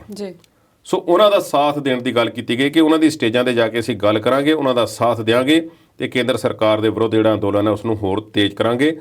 ਇਸ ਗੱਲ ਤੋਂ ਕੇਂਦਰ ਸਰਕਾਰ ਕਿੰਨੀ ਕੁ ਖਫਾ ਹੁੰਦੀ ਹੈ ਇਸ ਗੱਲ ਦਾ ਅੰਦਾਜ਼ਾ ਨਹੀਂ, ਪਰ ਮੈਂ ਇਹ ਸਮਝਦਾ ਕਿ ਜੇ ਇਸ ਤਰ੍ਹਾਂ ਕਿਸਾਨਾਂ ਨੇ ਉਧਰ ਨੂੰ ਮੂੰਹ ਕਰ ਲਿਆ ਬੰਗਾਲ ਵੱਲ ਨੂੰ ਜਾਣ ਦਾ ਤੇ ਉਹਨਾਂ ਨੂੰ ਸੇਕ ਜ਼ਰੂਰ ਲੱਗੇਗਾ। ਸੋ ਇਹ ਸਟ੍ਰੈਟਜੀ ਚੱਲ ਰਹੀ ਹੈ। ਹਾਲ ਦੀ ਘੜੀ ਕਿਸਾਨ ਆਗੂ ਡਟੇ ਹੋਏ ਨੇ, ਪਰ ਰਕੇਸ਼ ਟਕੈਤ ਨੇ ਜਿਹੜੀ ਗੱਲ ਹੁਣ ਕਣਕ ਦੀ ਖਰੀਦ ਦੀ ਕੀਤੀ ਹੈ, UP ਤੇ ਹੋਰ ਸੂਬਿਆਂ ਦੇ ਵਿੱਚ ਕਣਕ ਦੀ ਖਰੀਦ ਪੰਜਾਬ ਨਾਲੋਂ ਪਹਿਲਾਂ ਚੱਲ ਪੈਂਦੀ ਹੈ, ਗਰਮੀ ਅਗੇਤੀ ਹੁੰਦੀ ਹੈ ਤੇ ਇਸ ਵੇਲੇ ਵੀ ਇਹਨਾਂ ਦਿਨਾਂ ਵਿੱਚ ਵੀ ਕਈ ਜਗ੍ਹਾ ਤੇ ਕਣਕ ਦੀ ਕਟਾਈ ਚੱਲ ਰਹੀ ਹੈ। ਹੁਣ ਕੀ ਉਹ ਲੋਕ ਸਮਰਥਨ ਮੁੱਲ ਹਾਸਲ ਕਰਨਗੇ? ਇਸ ਦਾ ਸਵਾਲ ਦਾ ਜਵਾਬ ਤੇ ਉਹੀ ਦੇ ਸਕਦੇ ਨੇ, ਸਰਕਾਰਾਂ ਦੇ ਸਕਦੀਆਂ ਨੇ। ਰਕੇਸ਼ ਟਕੈਤ ਨੇ ਗੱਲ ਸਪਸ਼ਟ ਕਰ ਦਿੱਤੀ ਹੈ ਕਿ ਜਿੱਦਣ UP ਦੇ ਵਿੱਚ ਕਟਾਈ ਸ਼ੁਰੂ ਹੁੰਦੀ ਹੈ ਕਣਕ ਦੀ, ਅਸੀਂ ਸਮਰਥਨ ਮੁੱਲ ਤੋਂ ਘੱਟ ਇੱਕ ਦਾਣਾ ਵੀ ਨਹੀਂ ਵੇਚਾਂਗੇ। ਦੁੱਧ ਦੀ ਗੱਲਾਂ ਬਾਤਾਂ ਖਬਰਾਂ ਤੁਸੀਂ ਸਾਰਿਆਂ ਨੇ ਸੁਣ ਲਈਆਂ। ਸੋ ਰਕੇਸ਼ ਟਕੈਤ ਡਟੇ ਹੋਏ ਨੇ, ਸੰਯੁਕਤ ਕਿਸਾਨ ਮੋਰਚੇ ਦੇ ਆਗੂ ਵੀ ਡਟੇ ਹੋਏ ਨੇ। ਲੰਬੀ ਰਣਨੀਤੀ ਤੈਅ ਕੀਤੀ ਜਾ ਰਹੀ ਹੈ, ਤਿਆਰ ਕੀਤੀ ਜਾ ਰਹੀ ਹੈ ਤੇ ਰਕੇਸ਼ ਟਕੈਤ ਨੇ ਤਾਂ ਪਹਿਲਾਂ ਹੀ ਕਹਿ ਦਿੱਤਾ ਸੀ ਕਿ ਅਸੀਂ ਤਾਂ ਅਕਤੂਬਰ ਤੱਕ ਬੈਠਣ ਨੂੰ ਤਿਆਰ ਹਾਂ। ਸੋ ਸਾਰੀਆਂ ਗਰਮੀਆਂ ਦਾ ਪਲਾਨ ਉਹ ਬਣਾਈ ਬੈਠੇ ਨੇ। ਕਿਸਾਨ ਕਣਕ ਦੇ ਕੰਮ ਤੋਂ ਵੀ ਵਿਹਲੇ ਹੋ ਕੇ ਉਧਰ ਨੂੰ ਵਹੀਰਾਂ ਘੱਤ ਲੈਣਗੇ, ਇਸ ਗੱਲ ਵਿੱਚ ਕੋਈ ਅਤਕਥਨੀ ਨਹੀਂ। ਇਹ ਤਿਆਰੀ ਪੂਰੇ ਜ਼ੋਰਾਂ ਨਾਲ ਚੱਲ ਰਹੀ ਹੈ। ਕੁਲਦੀਪ ਜੀ, ਜਿਵੇਂ ਤੁਸੀਂ ਹੁਣੇ ਕਿਹਾ ਵੀ ਰਕੇਸ਼ ਟਕੈਤ ਥੋੜਾ ਜਿਹਾ ਵੱਖਰੇ ਟਰੈਕ ਤੇ ਚੱਲ ਰਹੇ ਨੇ ਤੇ ਇਹਦੀ ਕੁਝ ਰਾਜਨੀਤਿਕ ਆਗੂ ਨਿੰਦਾ ਵੀ ਕਰ ਰਹੇ ਨੇ। ਕਿ ਉਹ ਵੱਖਰੇ ਚੱਲ ਰਹੇ ਨੇ ਤੇ ਇਹਨਾਂ ਦੇ ਪਿੱਛੇ ਨਾ ਲੱਗੋ, ਕੀ ਕਹਿਣਾ ਚਾਹੋਗੇ ਇਸ ਬਾਰੇ? ਰਾਜਨੀਤਿਕ ਆਗੂ ਉਹਨਾਂ ਦੇ ਆਪਣੇ ਤੌਖਲੇ ਹੁੰਦੇ ਨੇ। ਰਾਜਨੀਤਿਕ ਸੂਝ-ਬੂਝ ਰੱਖਣੀ ਜਾਂ ਰਾਜਨੀਤਿਕ ਚਾਹਤ ਰੱਖਣੀ ਜੀ ਕਈ ਵਾਰੀ ਇਸ ਗੱਲ ਦਾ ਸੰਕੇਤ ਦੇ ਦਿੰਦੀ ਹੈ ਦੂਸਰੇ ਨੂੰ ਕਿ ਇਹ ਵਿਅਕਤੀ ਗਲਤ ਹੋ ਸਕਦਾ ਹੈ। ਬਿਲਕੁਲ। ਹੁਣ ਰਾਜਨੀਤਿਕ ਜੇ ਰਾਜਨੀਤੀ ਜਾਂ ਰਾਜਨੀਤਿਕ ਲੋਕ ਇੰਨੇ ਹੀ ਮਾੜੇ ਨੇ ਤੇ ਫਿਰ ਅਸੀਂ ਕਿਉਂ ਇਸ ਲੋਕਤੰਤਰ ਦੇ ਪਿੱਛੇ ਪਏ ਹੋਏ ਹਾਂ? ਜੀ ਸਾਨੂੰ ਯਕੀਨ ਤੇ ਬਣਾਉਣਾ ਬਣਦਾ ਹੈ। ਰਾਜਨੀਤਿਕ ਲੋਕ ਜਿਹੜੇ ਨੇ ਆਖਰ ਹਨ ਤੇ ਉਹ ਇਨਸਾਨ ਹੀ। ਜੀ ਮੈਂ ਇਸ ਤਰ੍ਹਾਂ ਦੀਆਂ ਗੱਲਾਂ ਉਦਾਹਰਨਾਂ ਦੇ ਸਕਦਾ ਪਿਛਲੇ ਸਮੇਂ ਦੇ ਵਿੱਚੋਂ, ਜਦੋਂ ਕਈ ਰਾਜਨੀਤਿਕ ਲੋਕ ਜਿਹੜੇ ਸਨ ਉਹ ਇਸ ਤਰ੍ਹਾਂ ਲੋਕ ਲਹਿਰ ਦੇ ਵਿੱਚੋਂ ਉਪਜੇ ਤੇ ਉਹਨਾਂ ਨੇ ਰਾਜਨੀਤੀ ਦੇ ਵਿੱਚ ਆਪਣੀ ਪੈਂਠ ਬਣਾਈ। ਹਾਲਾਂਕਿ ਸਾਰੀਆਂ ਗੱਲਾਂ ਨਾਲ ਲੋਕ ਉਹਨਾਂ ਦੀਆਂ ਨਾਲ ਸਹਿਮਤ ਭਾਵੇਂ ਨਾ ਵੀ ਹੋਏ ਹੋਣ, ਪਰ ਫਿਰ ਵੀ ਉਹਨਾਂ ਦਾ ਇੱਕ ਅਕਸ ਰਿਹਾ ਜਿਹੜਾ ਉਹਨਾਂ ਨੇ ਮੇਨਟੇਨ ਰੱਖਿਆ। ਜੀ ਰਕੇਸ਼ ਟਕੈਤ ਚੋਣ ਲੜ ਚੁੱਕੇ ਨੇ, ਪੁਲਿਸ ਦੀ ਨੌਕਰੀ ਉਹਨਾਂ ਨੇ ਛੱਡੀ ਹੋਈ ਹੈ ਜੀ ਤੇ ਇਸ ਤਰ੍ਹਾਂ ਦੀ ਰਾਜਨੀਤਿਕ ਚਾਹਤ ਉਹਨਾਂ ਦੀ ਹੋ ਸਕਦੀ ਹੈ। ਜੀ ਪਰ ਜੋ ਉਹਨਾਂ ਨੇ ਅਜੇ ਤੱਕ ਕੀਤਾ ਹੈ ਉਸ ਗੱਲ ਨੂੰ ਧਿਆਨ ਵਿੱਚ ਰੱਖਣ ਦੀ ਲੋੜ ਹੈ। ਉਹ ਕਿਸਾਨ ਅੰਦੋਲਨ ਨੂੰ ਲੈ ਕੇ ਸੁਹਿਰਦ ਨੇ ਤੇ ਤਿੰਨੇ ਆਰਡੀਨੈਂਸ ਵਾਪਸ ਕਰਾਉਣ ਲਈ ਵਜੇਦ ਨੇ ਔਰ ਦ੍ਰਿੜਤਾ ਨਾਲ ਖੜੇ ਨੇ। ਜੀ ਕੁਲਦੀਪ ਜੀ, ਜਦੋਂ ਦੀ ਨਵਦੀਪ ਕੌਰ ਦੀ ਰਿਹਾਈ ਹੋਈ ਹੈ, ਦਿੱਲੀ ਕਮੇਟੀ ਕਹਿ ਰਹੀ ਹੈ ਕਿ ਅਸੀਂ ਦੀਪ ਸਿੱਧੂ ਨੂੰ ਵੀ ਰਿਹਾ ਕਰਾਵਾਂਗੇ, ਕੀ ਕਹਿਣਾ ਚਾਹੋਗੇ ਇਸ ਬਾਰੇ? ਦਿੱਲੀ ਸ਼੍ਰੋਮਣੀ ਗੁਰਦੁਆਰਾ ਮੈਨੇਜਮੈਂਟ ਕਮੇਟੀ ਜਿਹੜੀ ਹੈ ਜੀ ਉਸ ਦੇ ਪ੍ਰਧਾਨ ਨੇ ਸਰਦਾਰ ਮਨਜਿੰਦਰ ਸਿੰਘ ਸਿਰਸਾ। ਜੀ ਮਨਜਿੰਦਰ ਸਿੰਘ ਸਿਰਸਾ ਦੇ ਬਾਰੇ ਇਹ ਗੱਲ ਆਖੀ ਜਾਂਦੀ ਹੈ ਕਿ ਉਹ ਬਾਦਲ ਪਰਿਵਾਰ ਦੇ ਬਹੁਤ ਜ਼ਿਆਦਾ ਨਜ਼ਦੀਕੀ ਨੇ। ਜੀ MLA ਵੀ ਰਹੇ ਨੇ। ਉਹਨਾਂ ਤੋਂ ਪਹਿਲਾਂ ਮਨਜੀਤ ਸਿੰਘ ਜੀਕੇ ਪ੍ਰਧਾਨ ਸਨ। Delhi Shiromani management Gurdwara management committee ਜਿਹੜੀ ਹੈ ਇਹ ਵਾਦਾਂ ਵਿਵਾਦਾਂ ਦੇ ਵਿੱਚ ਤਾਂ ਘਿਰੀ ਰਹੀ ਹੈ ਸਮੇਂ ਦੇ ਵਿੱਚ, ਇਸ ਗੱਲ ਵਿੱਚ ਕੋਈ ਸ਼ੱਕ ਨਹੀਂ। ਪਰ ਜਦੋਂ ਤੋਂ ਦਿੱਲੀ ਦੀ ਬਰੂਹਾਂ ਤੇ ਕਿਸਾਨ ਅੰਦੋਲਨ ਪੁੱਜਾ ਹੈ, ਸਿਵਾਏ ਪਹਿਲੇ 1-2 ਦਿਨਾਂ ਨੂੰ ਛੱਡ ਕੇ ਦਿੱਲੀ ਕਮੇਟੀ ਵੱਲੋਂ ਜਿਹੜੇ ਕਾਰਜ ਕੀਤੇ ਗਏ ਨੇ ਉਹ ਚੰਗੇ ਹੀ ਕੀਤੇ ਗਏ ਨੇ। ਜੀ ਚਾਹੇ ਉਹ ਲੰਗਰ ਦਾ ਹੋਵੇ, ਚਾਹੇ ਉਹ ਮੈਡੀਕਲ ਦਾ ਹੋਵੇ। ਤੇ ਹੁਣ ਸਭ ਤੋਂ ਔਖੇ ਕਾਰਜ ਜਿਹੜੇ ਨੇ, ਜਿਹੜੇ ਲੋਕ 26 ਜਨਵਰੀ ਜਾਂ ਉਸ ਤੋਂ ਬਾਅਦ ਗ੍ਰਿਫਤਾਰ ਹੋਏ ਨੇ ਉਹਨਾਂ ਦੀਆਂ ਜ਼ਮਾਨਤਾਂ ਕਰਵਾਉਣ ਲਈ। ਨਵਦੀਪ ਕੌਰ ਦੀ ਰਿਹਾਈ ਨਵਦੀਪ ਕੌਰ ਦੀ ਰਿਹਾਈ ਦੇ ਵਿੱਚ ਮਨਜਿੰਦਰ ਸਿੰਘ ਸਿਰਸਾ ਜਿਹੜੇ ਨੇ ਉਹਨਾਂ ਦੀਆਂ 100 ਗੱਲਾਂ ਹੋ ਸਕਦੀਆਂ ਨੇ, ਉਹਨਾਂ ਦੇ ਪੋਲੀਟੀਕਲ ਐਂਬੀਸ਼ਨ ਹੋ ਸਕਦੇ ਨੇ ਜੀ ਜਾਂ ਉਹ ਰਾਜਨੀਤਿਕ ਚਾਹਤ ਰੱਖਣ ਵਾਲੇ ਵਿਅਕਤੀ ਹੋ ਸਕਦੇ ਨੇ। ਪਰ ਜਿਹੜਾ ਕੰਮ ਉਹਨਾਂ ਨੇ ਇਹਨਾਂ ਪਿਛਲੇ ਦਿਨਾਂ ਦੇ ਵਿੱਚ ਕੀਤੇ ਨੇ, ਇਸ ਗੱਲ ਵਿੱਚ ਉਹਨਾਂ ਦੀ ਜਿਹੜੀ ਸ਼ਲਾਘਾ ਕਰਨੀ ਬਣਦੀ ਹੈ ਔਰ ਕਰਨੀ ਚਾਹੀਦੀ ਹੈ। ਜੀ ਮਨਜਿੰਦਰ ਸਿੰਘ ਸਿਰਸਾ ਨੇ ਸਪਸ਼ਟ ਕੀਤਾ ਕਿ ਮੈਨੂੰ ਬਹੁਤ ਸਾਰੇ ਲੋਕ ਇਹ ਕਹਿ ਰਹੇ ਸਨ, ਉਹਨਾਂ ਦੇ ਫੋਨ ਆ ਰਹੇ ਸਨ, ਮੈਸੇਜ ਆ ਰਹੇ ਸਨ, ਜਿਨ੍ਹਾਂ ਵਿੱਚ ਕਈ ਪ੍ਰੋਮੀਨੈਂਟ ਲੋਕ ਵੀ ਸ਼ਾਮਲ ਸਨ, ਕਿ ਤੁਸੀਂ ਹੋਰਨਾਂ ਦੀ ਰਿਹਾਈ ਦੀ ਗੱਲ ਤੇ ਕਰ ਰਹੇ ਤੇ ਦੀਪ ਸਿੱਧੂ ਨੇ ਕੀ ਏਡਾ ਵੱਡਾ ਗੁਨਾਹ ਕੀਤਾ ਹੈ, ਜੀ ਤੁਸੀਂ ਉਸ ਦੀ ਵੀ ਰਿਹਾਈ ਦਾ ਪ੍ਰਬੰਧ ਕਰੋ। ਇਸ ਗੱਲ ਵਿੱਚ ਕੋਈ ਬੁਰਾਈ ਨਹੀਂ ਜੇ ਉਹ ਕਰਨਾ ਚਾਹੁੰਦੇ ਨੇ। ਦੀਪ ਸਿੱਧੂ ਆਪਣੀ ਜਗ੍ਹਾ ਹੋ ਸਕਦਾ ਹੈ, ਪਰ ਜੇ ਵਾਕਈ ਉਹ ਸਰਕਾਰੀ ਵਿਅਕਤੀ ਹੈ ਜਾਂ ਸਰਕਾਰੀ ਵਿਅਕਤੀ ਨਾ ਵੀ ਹੋਵੇ ਤੇ ਸਰਕਾਰ ਉਹਨੂੰ ਦਵਲਣਾ ਚਾਹੁੰਦੀ ਹੋਵੇ ਤੇ ਹੋਰ ਗਾਂਗਾ ਦਵਲਦੀ ਜਾਵੇ ਤੇ ਉਸ ਦੀ ਬਾਂਹ ਫੜਨ ਵਾਲਾ ਕੋਈ ਵੀ ਨਾ ਹੋਵੇ, ਇਸ ਤਰ੍ਹਾਂ ਤੇ ਉਸ ਨੂੰ ਆਪਣੀ ਰਿਪਰੈਜ਼ੈਂਟੇਸ਼ਨ ਤੇ ਚਾਹੀਦੀ ਨਾ ਕੋਰਟ ਦੇ ਵਿੱਚ। ਸੋ ਇੰਨੀ ਕੋ ਮਦਦ ਕਰਨ ਦਾ ਇਹਨਾਂ ਨੇ ਵਾਅਦਾ ਕੀਤਾ ਕਿ ਅਸੀਂ ਉਸ ਦੀ ਰਿਹਾਈ ਲਈ ਵੀ ਚਾਰਾਜੋਈ ਕਰਾਂਗੇ। ਹੋ ਸਕਦਾ ਪਹਿਲਾਂ ਹੀ ਹੋ ਰਹੀ ਹੋਵੇ, ਪਰ ਦੀਪ ਸਿੱਧੂ ਦੇ ਬਾਰੇ ਜੋ ਦਿੱਲੀ ਕਮੇਟੀ ਦਾ ਫੈਸਲਾ ਹੈ ਸਾਨੂੰ ਉਹਨਾਂ ਨੂੰ ਮੰਨਣਾ ਚਾਹੀਦਾ। ਇਸ ਗੱਲ ਨੂੰ ਦੇਖਦੇ ਹੋਏ ਘੱਟੋ ਘੱਟ ਕਿ ਜੋ ਪਿਛਲੇ ਦਿਨਾਂ ਦੇ ਵਿੱਚ ਉਹਨਾਂ ਨੇ ਕੀਤਾ ਤੇ ਜਿੰਨੇ ਵਿਅਕਤੀ ਇਸ ਦੇ ਵਿੱਚ ਇਸ ਅੰਦੋਲਨ ਦੀ ਮਾਰ ਹੇਠ ਆਏ ਨੇ ਜਾਂ ਅੰਦਰ ਨੇ ਬੰਦ ਹੋਏ ਨੇ, ਜੇਲ੍ਹਾਂ ਦੇ ਵਿੱਚ ਨੇ, ਹਵਾਲਾਤਾਂ ਦੇ ਵਿੱਚ ਨੇ, ਉਹਨਾਂ ਨੂੰ ਕਿਸੇ ਨਾ ਕਿਸੇ ਤਰੀਕੇ ਬਾਹਰ ਕਢਵਾਇਆ ਜਾਵੇ। ਜੀ ਕੁਲਦੀਪ ਜੀ, ਮੁੱਦੇ ਹਾਲੇ ਹੋਰ ਵੀ ਬਹੁਤ ਨੇ, ਪਰ ਹੁਣ ਵੇਲਾ ਹੋ ਗਿਆ ਇੱਕ ਛੋਟੀ ਜਿਹੀ ਬ੍ਰੇਕ ਦਾ। ਜਲਦ ਹਾਜ਼ਰ ਹੁੰਦੇ ਹਾਂ।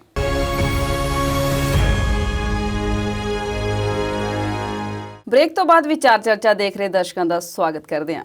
ਕੁਲਦੀਪ ਜੀ, ਜੇ ਕੋਵਿਡ-19 ਦੀ ਗੱਲ ਕਰੀਏ ਤੇ ਭਾਰਤੀ ਕੰਪਨੀਆਂ ਇੰਨਾ ਜ਼ਿਆਦਾ ਚਰਚਾ 'ਚ ਕਿਉਂ ਆ ਗਈਆਂ ਨੇ ਜਿਨ੍ਹਾਂ ਨੇ ਕੋਵਿਡ ਵੈਕਸੀਨ ਬਣਾਈ ਹੈ? ਇਹ ਕੋਵਿਡ, ਇਹਦਾ ਨਾਂ ਤੇ ਕੋਵਿਡ-19 ਸੀ, ਕੋਵਿਡ-19 ਸੀ, ਪਰ ਕੋਵਿਡ-21 ਦੇ ਵਿੱਚ ਆ ਗਿਆ ਇਹੋ ਜੀ।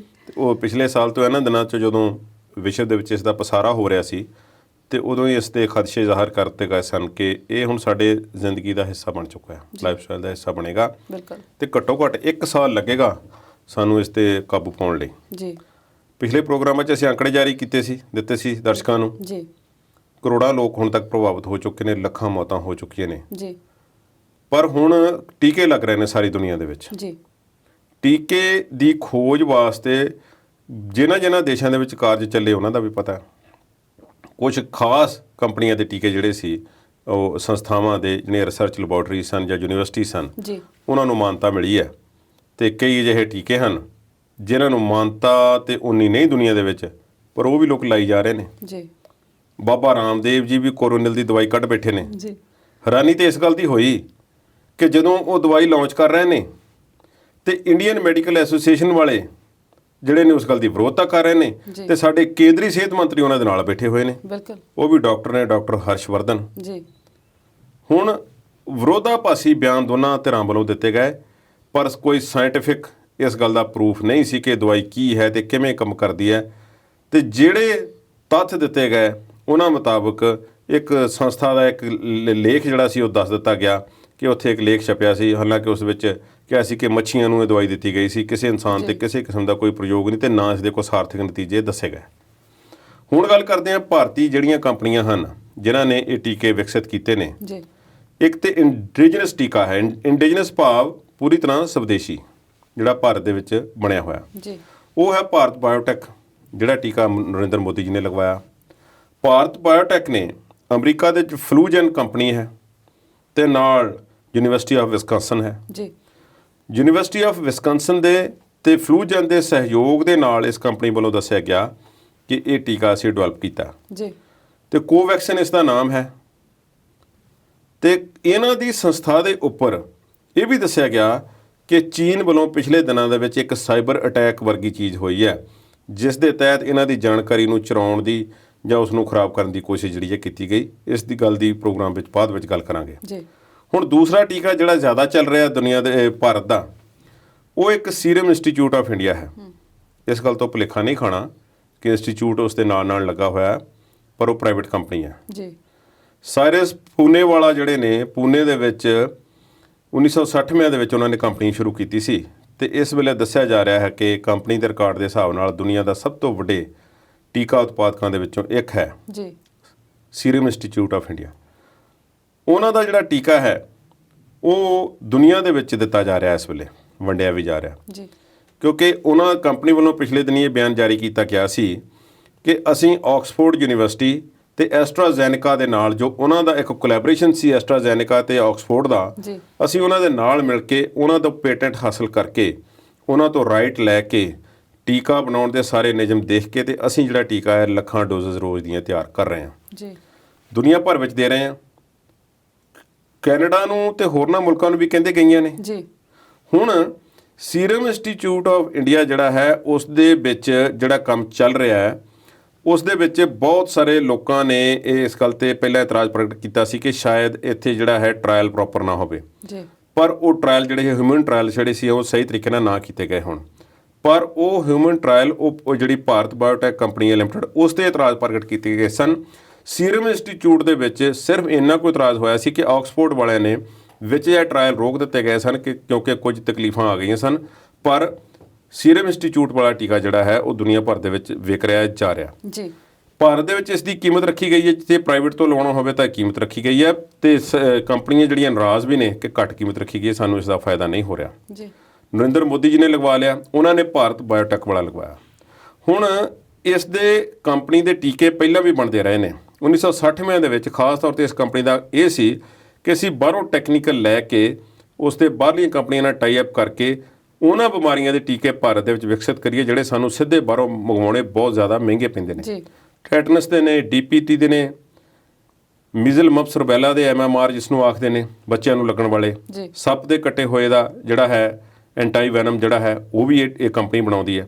ਸੋ ਵੱਡੀ ਕੰਪਨੀ ਹੈ ਔਰ ਇਹਨਾਂ ਨੇ ਵੱਡੇ ਪੱਧਰ ਤੇ ਪ੍ਰੋਡਕਸ਼ਨ ਜਿਹੜੀ ਹੈ ਸ਼ੁਰੂ ਕੀਤੀ ਹੋਈ ਹੈ। ਦੁਨੀਆ ਭਰ ਨੂੰ ਟੀਕੇ ਇੱਥੋਂ ਭੇਜੇ ਜਾ ਰਹੇ ਨੇ ਤੇ ਭਾਰਤ ਵਿੱਚ ਵੀ ਵੰਡੇ ਜਾ ਰਹੇ ਨੇ ਔਰ ਇਸ ਕਰਕੇ ਇਹ ਕੰਪਨੀ ਜਿਹੜੀ ਹੈ ਦੁਨੀਆ ਵਿੱਚ ਇਸ ਵੇਲੇ ਸਭ ਤੋਂ ਵੱਧ ਤੇਜ਼ੀ ਨਾਲ ਟੀਕੇ ਵਿਕਸਿਤ ਕਰਨ ਵਾਲੀ ਕੰਪਨੀ ਬਣ ਗਈ। ਜੀ। ਕੁਲਦੀਪ ਜੀ, ਅੱਜ ਕੱਲ ਕੋਵਿਡ ਸਰਟੀਫਿਕੇਟ ਦਾ ਬੜਾ ਰੌਲਾ ਪਿਆ ਹੋਇਆ ਹੈ ਤੇ ਮੋਦੀ ਜੀ ਦਾ ਵੀ ਨਾਂ ਆ ਰਿਹਾ ਵਿੱਚ, ਇਹਦੇ ਬਾਰੇ ਵੀ ਸਾਨੂੰ ਦੱਸੋ। ਕੋਵਿਡ ਸਰਟੀਫਿਕੇਟ ਬੇਸਿਕਲੀ ਜਿਹੜਾ ਵਿਅਕਤੀ ਇੱਕ ਟੀਕਾ ਲਗਵਾਉਂਦਾ ਹੈ ਦੁਨੀਆ ਦੇ ਵਿੱਚ, ਜੀ। ਕੋਈ ਵੀ ਕਿਤੇ ਵੀ ਉਸ ਨੂੰ ਲਗਵਾਇਆ ਜਾਂਦਾ ਹੈ ਤੇ ਉਸ ਨੂੰ ਇੱਕ ਪ੍ਰਮਾਣ ਪੱਤਰ ਦੇ ਤੌਰ ਤੇ ਇੱਕ ਸਰਟੀਫਿਕੇਟ ਜਿਹੜਾ ਹੈ ਇਸ਼ੂ ਕੀਤਾ ਜਾਂਦਾ ਹੈ ਜੀ। ਕਿ ਤੁਸੀਂ ਇਸ ਵਿਅਕਤੀ ਨੇ ਇਸ ਤਰੀਕ ਨੂੰ ਇੰਨੇ ਵਜੇ ਫਲਾਣ ਜਗ੍ਹਾ ਤੋਂ ਆਹ ਟੀਕਾ ਲਗਵਾ ਲਿਆ ਹੈ ਤੇ ਇਸ ਦੀ ਉਮਰ ਇੰਨੀ ਹੈ। ਸਾਰਾ ਰਿਕਾਰਡ ਜਿਹੜਾ ਉਸ ਦਾ ਇਲੈਕਟ੍ਰੋਨਿਕਲੀ ਵੀ ਹੋਲਡ ਕੀਤਾ ਜਾਂਦਾ ਹੈ ਤੇ ਉਸ ਨੂੰ ਦੇਖ ਕੇ ਚੈੱਕ ਕਰਕੇ ਜਿਹੜਾ ਹੈ ਉਹ ਸਾਰਾ ਟੀਕਾ ਲਗਵਾ ਕੇ ਉਹ ਸਰਟੀਫਿਕੇਟ ਜਿਹੜਾ ਉਸ ਨੂੰ ਇਸ਼ੂ ਕਰ ਦਿੱਤਾ ਜਾਂਦਾ ਹੈ। ਹੁਣ ਨਰਿੰਦਰ ਮੋਦੀ ਜੀ ਨੇ ਵੀ ਟੀਕਾ ਲਗਵਾਇਆ ਜੀ। ਤੇ ਕਹਿੰਦੇ ਨੇ ਕਿ ਜਿਹੜੇ ਸਰਟੀਫਿਕੇਟ ਹੁਣ ਭਾਰਤ ਦੇ ਵਿੱਚ ਇਸ਼ੂ ਕੀਤੇ ਜਾ ਰਹੇ ਨੇ ਉਹਨਾਂ ਸਾਰਿਆਂ ਤੇ ਨਰਿੰਦਰ ਮੋਦੀ ਦੀ ਫੋਟੋ ਜਿਹੜੀ ਹੈ ਇੱਕ ਥੱਲੇ ਲੱਗੀ ਹੋਵੇਗੀ। ਜੀ। ਹਾਲਾਂਕਿ ਉਹ ਮੈਸੇਜ ਇੱਕ ਕਿਸਮ ਦਾ ਸਰਕਾਰੀ ਹੋਵੇਗਾ ਕਿ ਉਹ ਜਿਹੜਾ ਆਪਣਾ ਭਾਰਤ ਵਿੱਚ ਕਰੋਨਾ ਦੀ ਲੜਾਈ ਦੇ ਨਾਲ ਸੰਬੰਧਿਤ ਜਿਹੜੇ ਇਹਨਾਂ ਨੇ ਸਲੋਗਨ ਕਈ ਬਣਾਏ ਹੋਏ ਨੇ ਜੀ। ਜੀ। ਉਸ ਤਰ੍ਹਾਂ ਦਾ ਸੰਦੇਸ਼ ਹੋਵੇਗਾ। ਪਰ ਹਰ ਇੱਕ ਸਰਟੀਫਿਕੇਟ ਤੇ ਨਰਿੰਦਰ ਮੋਦੀ ਦੀ ਫੋਟੋ ਹੋਵੇਗੀ। ਹੁਣ ਕਹਿੰਦੇ ਨੇ ਕਿ ਦੁਨੀਆ ਭਰ ਦੇ ਵਿੱਚ ਇੱਕ ਪਾਸੇ ਤੇ ਮਾਰਾਮਾਰੀ ਪਈ ਹੋਈ ਹੈ ਜੀ ਕਿ ਟੀਕੇ ਬਣਾਓ, ਟੀਕੇ ਲਗਵਾਓ, ਬਿਮਾਰੀ ਦਾ ਇਲਾਜ ਲੱਭੋ, ਸਾਰੀਆਂ ਗੱਲਾਂ ਚੱਲ ਰਹੀਆਂ ਨੇ, ਤੇ ਨਰਿੰਦਰ ਮੋਦੀ ਇੱਕੋ ਇੱਕ ਰਾਜਨੀਤਿਕ ਆਗੂ ਦੁਨੀਆ ਦੇ ਵਿੱਚ ਬਣ ਗਏ ਨੇ ਜਿਨ੍ਹਾਂ ਨੇ ਪਰਸਨੈਲਿਟੀ ਕਲਟ ਨੂੰ ਅੱਗੇ ਚਲਾਉਣ ਦੀ ਕੋਸ਼ਿਸ਼ ਕੀਤੀ ਹੈ ਇਸ ਕੋਵਿਡ ਟੀਕਾਕਰਨ ਦੇ ਤਹਿਤ। ਭਾਵ ਕਿ ਆਪਣਾ ਨਾਂ ਚਮਕਾਉਣ ਦੀ ਜਿਹੜੀ ਕੋਸ਼ਿਸ਼ ਹੈ ਉਹ ਕੋਵਿਡ ਟੀਕਾਕਰਨ ਦੇ ਥਰੂ ਸਰਕਾਰੀ ਇੱਕ ਆਗੂ ਦੇ ਹੋਣ ਦੇ ਨਾਤੇ, ਇੱਕ ਲੋਕਤੰਤਰ ਦੇ ਆਗੂ ਹੋਣ ਦੇ ਨਾਤੇ ਜਿਸ ਤਰ੍ਹਾਂ ਉਹਨਾਂ ਨੇ ਆਪਣਾ ਨਾਂ ਅੱਗੇ ਵਧਾਇਆ ਤੇ ਫੋਟੋ ਆਪਣੀ ਉੱਪਰ ਲਗਵਾ ਲਈ ਹੈ, ਇਸ ਨਾਲ ਦੁਨੀਆ ਦੇ ਇੱਕੋ ਆਗੂ ਬਣ ਗਏ ਨੇ ਜਿਨ੍ਹਾਂ ਨੇ ਟੀਕਾਕਰਨ ਦੀ ਮੁਹਿੰਮ ਦਾ ਵੀ ਰਾਜਨੀਤੀਕਰਨ ਕਰ ਦਿੱਤਾ ਹੈ ਤੇ ਇਸ ਤੋਂ ਰਾਜਨੀਤਿਕ ਲਾਹਾ ਲੈਣ ਦੀ ਪੂਰੀ ਕੋਸ਼ਿਸ਼ ਉਹਨਾਂ ਨੇ ਕੀਤੀ ਹੈ। ਰਾਜਨੀਤੀ ਲਿਸ਼ਕਾਰ ਰਹੇ ਨੇ ਪੂਰੀ, ਬਿਲਕੁਲ ਲਿਸ਼ਕਾਰ ਰਹੇ ਨੇ। ਕੁਲਦੀਪ ਜੀ, ਜੇ ਹੁਣ ਭਾਰਤ ਤੋਂ ਬਾਅਦ ਪਾਕਿਸਤਾਨ ਦੀ ਗੱਲ ਕਰੀਏ ਤੇ ਉਹਨਾਂ ਨੇ ਲੜਾਕੂ ਪਾਇਲਟ ਅਭਿਨੰਦਨ ਦੀ ਇੱਕ ਵੀਡੀਓ ਜਾਰੀ ਕੀਤੀ ਹੈ। ਕੀ ਹੈ ਉਸ ਵੀਡੀਓ ਦੇ ਵਿੱਚ? ਵਿੰਗ ਕਮਾਂਡਰ ਅਭਿਨੰਦਨ ਜਿਹੜੇ ਨੇ ਵਰਤਮਨ, ਉਹ ਤੁਹਾਨੂੰ ਪਤਾ ਹੈ ਕਿ ਜਦੋਂ ਪੁਲਵਾਮਾ ਦੇ ਵਿੱਚ ਹਮਲਾ ਹੋਇਆ ਸੀ, ਅੱਤਵਾਦੀ ਹਮਲਾ ਹੋਇਆ, ਉਸ ਤੋਂ ਬਾਅਦ ਭਾਰਤ ਵੱਲੋਂ ਬਾਲਾਕੋਟ ਦੇ ਵਿੱਚ ਬੰਬ ਸਿੱਟੇ ਗਏ ਪਾਕਿਸਤਾਨ ਦੇ ਵਿੱਚ, ਤੇ ਉਸ ਦੀ ਜਵਾਬੀ ਕਾਰਵਾਈ ਕਰਦਿਆਂ ਹੋਇਆਂ ਪਾਕਿਸਤਾਨ 에ਅਰ ਫੋਰਸ ਵੱਲੋਂ ਦਿਨ ਦਿਹਾੜੇ ਭਾਰਤ ਤੇ ਕੁਝ ਦਿਨਾਂ ਬਾਅਦ ਅਟੈਕ ਕੀਤਾ ਗਿਆ, ਜਿਸ ਨੂੰ ਭਾਰਤੀ 에ਅਰ ਫੋਰਸ ਨੇ ਜਿਹੜਾ ਸੀ ਉਹ ਭਜਾ ਦਿੱਤਾ ਉਹਨਾਂ ਨੂੰ, ਤੇ ਉਹ ਕੋਈ ਬੰਬਾਰੀ ਨਹੀਂ ਕਰ ਸਕੇ। ਪਰ ਇੱਕ ਡੌਗ ਫਾਈਟ ਦਾ ਨਾਮ ਹੁੰਦਾ ਹੈ, ਟੈਕਨੀਕਲ ਨੇਮ ਹੈ ਉਹ, ਜਿਸ ਨੂੰ 에ਅਰ ਫੋਰਸ ਦੇ ਲੜਾਕੇ ਜਿਹੜੇ ਨੇ 에ਅਰ ਫੋਰਸ ਆਪਣੇ ਹਿਸਾਬ ਨਾਲ ਵਰਤਦੀ ਹੈ ਕਿ ਦੋ ਜਹਾਜ਼ਾਂ ਦੀ ਆਪਸ ਵਿੱਚ ਕਸ਼ਮਕਸ਼ ਜਿਵੇਂ ਹੁੰਦੀ ਹੈ ਅਸਮਾਨ ਦੇ ਵਿੱਚ, ਉਸ ਕਸ਼ਮਕਸ਼ ਦੇ ਵਿੱਚ ਮਿਗ ਜਹਾਜ਼ ਜਿਹੜਾ ਸੀ ਅਭਿਨੰਦਨ ਦੇ ਕੋਲ ਸੀ ਤੇ F-16 ਜਹਾਜ਼ ਜਿਹੜਾ ਸੀ ਲੌਕਹੀਡ ਮਾਰਟਿਨ ਕੰਪਨੀ ਦਾ, ਉਹ ਜਿਹੜਾ ਸੀ ਉਹ ਪਾਕਿਸਤਾਨ ਦੇ ਪਾਇਲਟ ਕੋਲ ਸੀ। ਉਸੇ ਕਸ਼ਮਕਸ਼ ਦੇ ਵਿੱਚ ਭਾਰਤੀ ਅਥਾਰਟੀਜ਼ ਦਾ ਇਹ ਕਹਿਣਾ ਹੈ ਕਿ ਅਸੀਂ ਉਹਨਾਂ ਦਾ ਜਹਾਜ਼ ਜਿਹੜਾ ਸੀ ਸਿੱਟ ਦਿੱਤਾ ਤੇ ਉਸੇ ਲੜਾਈ ਦੇ ਵਿੱਚ ਅਭਿਨੰਦਨ ਦਾ ਜਹਾਜ਼ ਵੀ ਡਿੱਗ ਪਿਆ ਤੇ ਉਹ ਪਾਕਿਸਤਾਨ ਵਾਲੇ ਪਾਸੇ ਆਪਣੀ ਪੈਰਾਸ਼ੂਟ ਦੇ ਨਾਲ ਉਤਰ ਗਏ। ਉਹਨਾਂ ਦਿਨਾਂ ਦੇ ਵਿੱਚ ਹੀ ਵੀਡੀਓ ਆ ਗਈਆਂ ਕਿ ਉਹਨਾਂ ਨੂੰ ਇੱਕ ਜਗ੍ਹਾ ਤੋਂ ਫੜਿਆ ਜਾ ਰਿਹਾ, ਕੋਈ ਸਥਾਨਕ ਲੋਕਾਂ ਨੇ ਫੜ ਲਿਆ ਤੇ ਫਿਰ ਉਹਨਾਂ ਨੂੰ ਫੜ ਕੇ ਫੌਜ ਦੇ ਹਵਾਲੇ ਕਰ ਦਿੱਤਾ ਜਾਂਦਾ, ਜਿੱਥੇ ਉਹਨਾਂ ਦੀਆਂ ਕੁਝ ਵੀਡੀਓ ਸਾਹਮਣੇ ਆਈਆਂ। ਉਹ ਉਦੋਂ ਹੀ ਸਾਹਮਣੇ ਆ ਗਈਆਂ ਸੀ ਜਦੋਂ ਉਹਨਾਂ ਨੂੰ ਫੜਿਆ ਗਿਆ ਸੀ। ਉਸ ਵੀਡੀਓ ਦੇ ਵਿੱਚ ਉਹ ਕਹਿ ਰਹੇ ਨੇ ਕਿ ਉਹ ਪੁੱਛਦੇ ਨੇ ਕਿ ਕਿਸ ਤਰ੍ਹਾਂ ਦੀ ਚਾਹ ਜਿਹੜੀ ਤੁਸੀਂ ਪੀ ਰਹੇ ਹੋ, ਚਾਹ ਪੀ ਰਹੇ ਨੇ, ਉਹ ਕਹਿੰਦੇ ਜੀ ਟੀ ਬਹੁਤ ਵਧੀਆ ਚਾਹ ਹੈ। ਪਾਕਿਸਤਾਨ ਵਾਲੇ ਉਸ ਅਭਿਨੰਦਨ ਦੀ ਵੀਡੀਓ ਨੂੰ ਤੇ ਅਭਿਨੰਦਨ ਦੇ ਉਸ ਪਾਕਿਸਤਾਨ ਦੇ ਏਰੀਏ ਦੇ ਵਿੱਚ ਉਤਰਨ ਨੂੰ ਅੱਜ ਤੱਕ ਸੈਲੀਬ੍ਰੇਟ ਕਰਦੇ ਰਹੇ ਨੇ ਜਿਵੇਂ ਉਹਨਾਂ ਨੇ ਕਿਸੇ ਜੰਗ ਦੇ ਵਿੱਚ ਕੋਈ ਜਿੱਤ ਪ੍ਰਾਪਤ ਕੀਤੀ ਹੋਵੇ। ਜੰਗਾਂ ਦਾ ਇਤਿਹਾਸ ਭਾਰਤ ਤੇ ਪਾਕਿਸਤਾਨ ਦਾ ਕੀ ਹੈ ਇਹ ਸਾਰੇ ਜਾਣਦੇ ਨੇ ਜੀ। ਹੁਣ ਅਭਿਨੰਦਨ ਦੀ ਉਸ ਵੀਡੀਓ ਤੋਂ ਬਾਅਦ ਅਭਿਨੰਦਨ ਨੂੰ ਕਹਿੰਦੇ ਨੇ ਕਿ ਸਰਕਾਰੀ ਦਬਾਅ ਦੇ ਤਹਿਤ ਜਾਂ ਸਰਕਾਰੀ ਨੀਤੀ ਦੇ ਤਹਿਤ ਰਿਹਾ ਕਰ ਦਿੱਤਾ ਗਿਆ ਤੇ ਉਸ ਨੂੰ ਵਾਪਸ ਭਾਰਤ ਦੇ ਹਵਾਲੇ ਕਰ ਦਿੱਤਾ ਗਿਆ। ਉਹਨਾਂ ਨੂੰ ਵੀਰ ਚੱਕਰ ਮਿਲਿਆ ਭਾਰਤ ਆਉਣ ਤੇ, ਉਸ ਲੜਾਈ ਬਦਲੇ ਭਾਰਤ ਸਰਕਾਰ ਨੇ ਉਹਨਾਂ ਨੂੰ ਸਨਮਾਨਿਤ ਕੀਤਾ ਤੇ ਵਿੰਗ ਕਮਾਂਡਰ ਉਹ ਹਨ। ਤੇ ਹੁਣ ਉਹਨਾਂ ਦੀ ਇੱਕ ਉਸੇ ਵੀਡੀਓ ਦਾ ਇੱਕ ਹੋਰ ਹਿੱਸਾ ਜਿਹੜਾ ਸੀ ਉਹ ਜਾਰੀ ਕੀਤਾ ਗਿਆ। ਉਸ ਵੀਡੀਓ ਦੇ ਵਿੱਚ ਜੇ ਮਾਹਿਰਾਂ ਦੀ ਗੱਲ ਮੰਨੀ ਜਾਵੇ, ਭਾਰਤੀ ਜਿਹੜੇ ਮਾਹਿਰ ਨੇ ਜੋ ਵੀਡੀਓਜ਼ ਦਾ ਕੰਮ ਕਰਦੇ ਨੇ ਜਾਂ ਦੇਖਦੇ ਨੇ, ਉਹ ਕਹਿੰਦੇ ਨੇ ਕਿ ਗੌਰ ਨਾਲ ਇਸ ਨੂੰ ਵੇਖੀਏ ਤੇ ਇਸ ਦੇ ਵਿੱਚ 16 ਕੱਟ ਨੇ।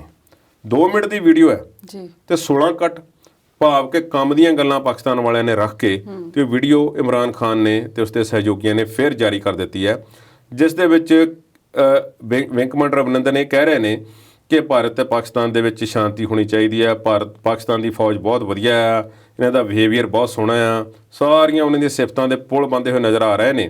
ਹਾਲਾਂਕਿ ਜਦੋਂ ਇੱਕ ਫੌਜੀ ਕੋਈ ਕੈਪਚਰ ਕੀਤਾ ਹੋਵੇ ਜਾਂ ਫੜਿਆ ਗਿਆ ਹੋਵੇ, ਦੁਸ਼ਮਣ ਨੇ ਉਸ ਨੂੰ ਫੜਿਆ ਹੋਵੇ ਤੇ ਉਹ ਕੀ ਬੋਲਦਾ ਹੈ, ਇਹ ਸਾਰਾ ਕੁਝ ਉਹਨਾਂ ਨੂੰ ਪਹਿਲਾਂ ਤੋਂ ਦੱਸਿਆ ਜਾਂਦਾ ਹੈ ਕਿ ਕੀ ਬੋਲਣਾ ਹੈ। ਜੇ ਪਾਕਿਸਤਾਨ ਇਸ ਨੂੰ ਆਪਣੀ ਜਿੱਤ ਸਮਝਦਾ ਹੈ ਕਿ ਕੈਪਟਨ ਵਿੰਗ ਕਮਾਂਡਰ ਅਭਿਨੰਦਨ ਕੁਝ ਕਹਿ ਰਹੇ ਨੇ ਜਿਹੜਾ ਕਿ ਸਾਡੇ ਫੇਵਰ 'ਚ ਹੋ ਸਕਦਾ ਤੇ ਇਹ ਕੋਈ ਬਹੁਤੀ ਵਧੀਆ ਗੱਲ ਨਹੀਂ। ਇਹ ਇੱਕ ਉਹਨਾਂ ਨੇ ਨਕੰਮੀ ਜੀ ਗੱਲ ਜਿਹੜੀ ਮੈਂ ਸਮਝਦਾ ਕੀਤੀ ਹੈ, ਜਿਸ ਦੇ ਵਿੱਚ ਉਹ ਦੁਬਾਰਾ ਉਹਨਾਂ ਨੂੰ ਬੋਲਣ ਦੀ ਲੋੜ ਨਹੀਂ ਪਈ। ਇਸ ਦੇ ਨਾਲ ਮੈਂ ਇੱਕ ਹੋਰ ਜੋੜ ਦੇਵਾਂ ਕਿ ਪਾਕਿਸਤਾਨ ਦੀ ਕੌਮੀ ਅਸੈਂਬਲੀ ਦੇ ਵਿੱਚ ਪਿਛਲੇ ਸਾਲ ਇੱਕ ਵਿਅਕਤੀ ਨੇ ਭਾਸ਼ਣ ਦਿੱਤਾ ਸੀ। ਉਹਨਾਂ ਦੇ ਹੀ ਆਗੂ ਪਾਕਿਸਤਾਨ ਮੁਸਲਿਮ ਲੀਗ ਨਵਾਜ਼ ਗਰੁੱਪ ਦੇ ਇੱਕ ਆਗੂ ਹਨ, ਜਿਹੜੇ ਸਰਕਾਰ ਤੇ ਨਿਸ਼ਾਨਾ ਲਾ ਰਹੇ ਨੇ ਤੇ ਕਹਿ ਰਹੇ ਨੇ ਕਿ ਫਲਾਂ ਮੰਤਰੀ ਦੇ ਕਮਰੇ ਦੇ ਵਿੱਚ ਰਾਤ ਨੂੰ ਜਿਹੜੇ ਸਾਡੇ ਜਨਰਲ ਆਸਿਫ ਬਾਜਵਾ ਨੇ, ਫੌਜ ਦੇ ਮੁਖੀ ਨੇ, ਉਹ ਆਏ। ਕੈਪਟਨ ਅਭਿਨੰਦਨ ਜਿਹੜਾ ਹੈ, ਵਿੰਗ ਕਮਾਂਡਰ ਅਭਿਨੰਦਨ ਜਿਹੜਾ ਹੈ ਸਾਡੀ ਹਿਰਾਸਤ ਦੇ ਵਿੱਚ ਹੈ ਤੇ ਉਸੇ ਵੇਲੇ ਉਹ ਆਏ ਨੇ। ਉਹਨਾਂ ਨੂੰ ਪਸੀਨੇ ਉਹਨਾਂ ਦੇ ਛੁੱਟ ਰਹੇ ਸੀ, ਉਹਨਾਂ ਦੀਆਂ ਲੱਤਾਂ ਕੰਬ ਰਹੀਆਂ ਸੀ ਤੇ ਉਹ ਇਹ ਕਹਿ ਰਹੇ ਸੀ ਕਿ ਰੱਬ ਦੇ ਵਾਸਤੇ ਵਿੰਗ ਕਮਾਂਡਰ ਅਭਿਨੰਦਨ ਨੂੰ ਛੇਤੀ ਤੋਂ ਛੇਤੀ ਛੱਡ ਦਿਓ, ਨਹੀਂ ਤੇ ਭਾਰਤ ਸਰਕਾਰ ਅੱਜ ਰਾਤ 9-9:30 ਵਜੇ ਤੱਕ ਪਾਕਿਸਤਾਨ ਤੇ ਹਮਲਾ ਕਰ ਦੇਵੇਗੀ। ਇਹਨਾਂ ਦਾ ਬਿਆਨ ਜਿਹੜਾ ਹੈ ਔਨ ਰਿਕਾਰਡ ਅਸੈਂਬਲੀ ਦੇ ਵਿੱਚ ਦਰਜ ਹੈ। ਬਾਅਦ ਵਿੱਚ ਉਹਨਾਂ ਨੇ ਕਿਹਾ ਕਿ ਮੇਰੇ ਬਿਆਨ ਨੂੰ ਤੋੜ ਮਰੋੜ ਕੇ ਪੇਸ਼ ਕੀਤਾ ਗਿਆ, ਜਿਵੇਂ ਕਿ ਹੁੰਦਾ ਹੀ ਹੈ। ਜੀ। ਸੋ ਇਸ ਤਰ੍ਹਾਂ ਦੀ ਸਥਿਤੀ ਹੈ। ਇਹ ਵੀਡੀਓ ਉਹਨਾਂ ਨੇ ਜਿਹੜੀ ਜਾਰੀ ਕੀਤੀ ਹੈ, ਇਸ ਦੇ ਕੋਈ ਬਹੁਤੇ ਅਰਥ ਨਹੀਂ। ਸ਼ਾਇਦ ਇਸ ਤੋਂ ਕੋਈ ਲਾਹਾ ਖੱਟਣ ਦੀ ਕੋਸ਼ਿਸ਼ ਪਾਕਿਸਤਾਨ ਸਰਕਾਰ ਕਰ ਰਹੀ ਹੋਵੇ, ਉਧਰ ਸ਼ਾਇਦ ਕਿਤੇ ਇਲੈਕਸ਼ਨਾਂ ਦਾ ਕੋਈ ਮਾਹੌਲ ਬਣ ਰਿਹਾ ਹੋਵੇ, ਪਰ ਇਸ ਨਾਲ ਕੋਈ ਬਹੁਤਾ ਅਸਰ ਪੈਣ ਵਾਲਾ ਨਹੀਂ। ਜੀ, ਗੱਲਬਾਤ ਦਾ ਦੌਰ ਇਸੇ ਤਰ੍ਹਾਂ ਜਾਰੀ ਰੱਖਾਂਗੇ, ਪਰ ਹੁਣ ਵੇਲਾ ਹੋ ਗਿਆ ਇੱਕ ਛੋਟੀ ਜਿਹੀ ਬ੍ਰੇਕ ਦਾ। ਜਲਦ ਹਾਜ਼ਰ ਹੁੰਦੇ ਹਾਂ।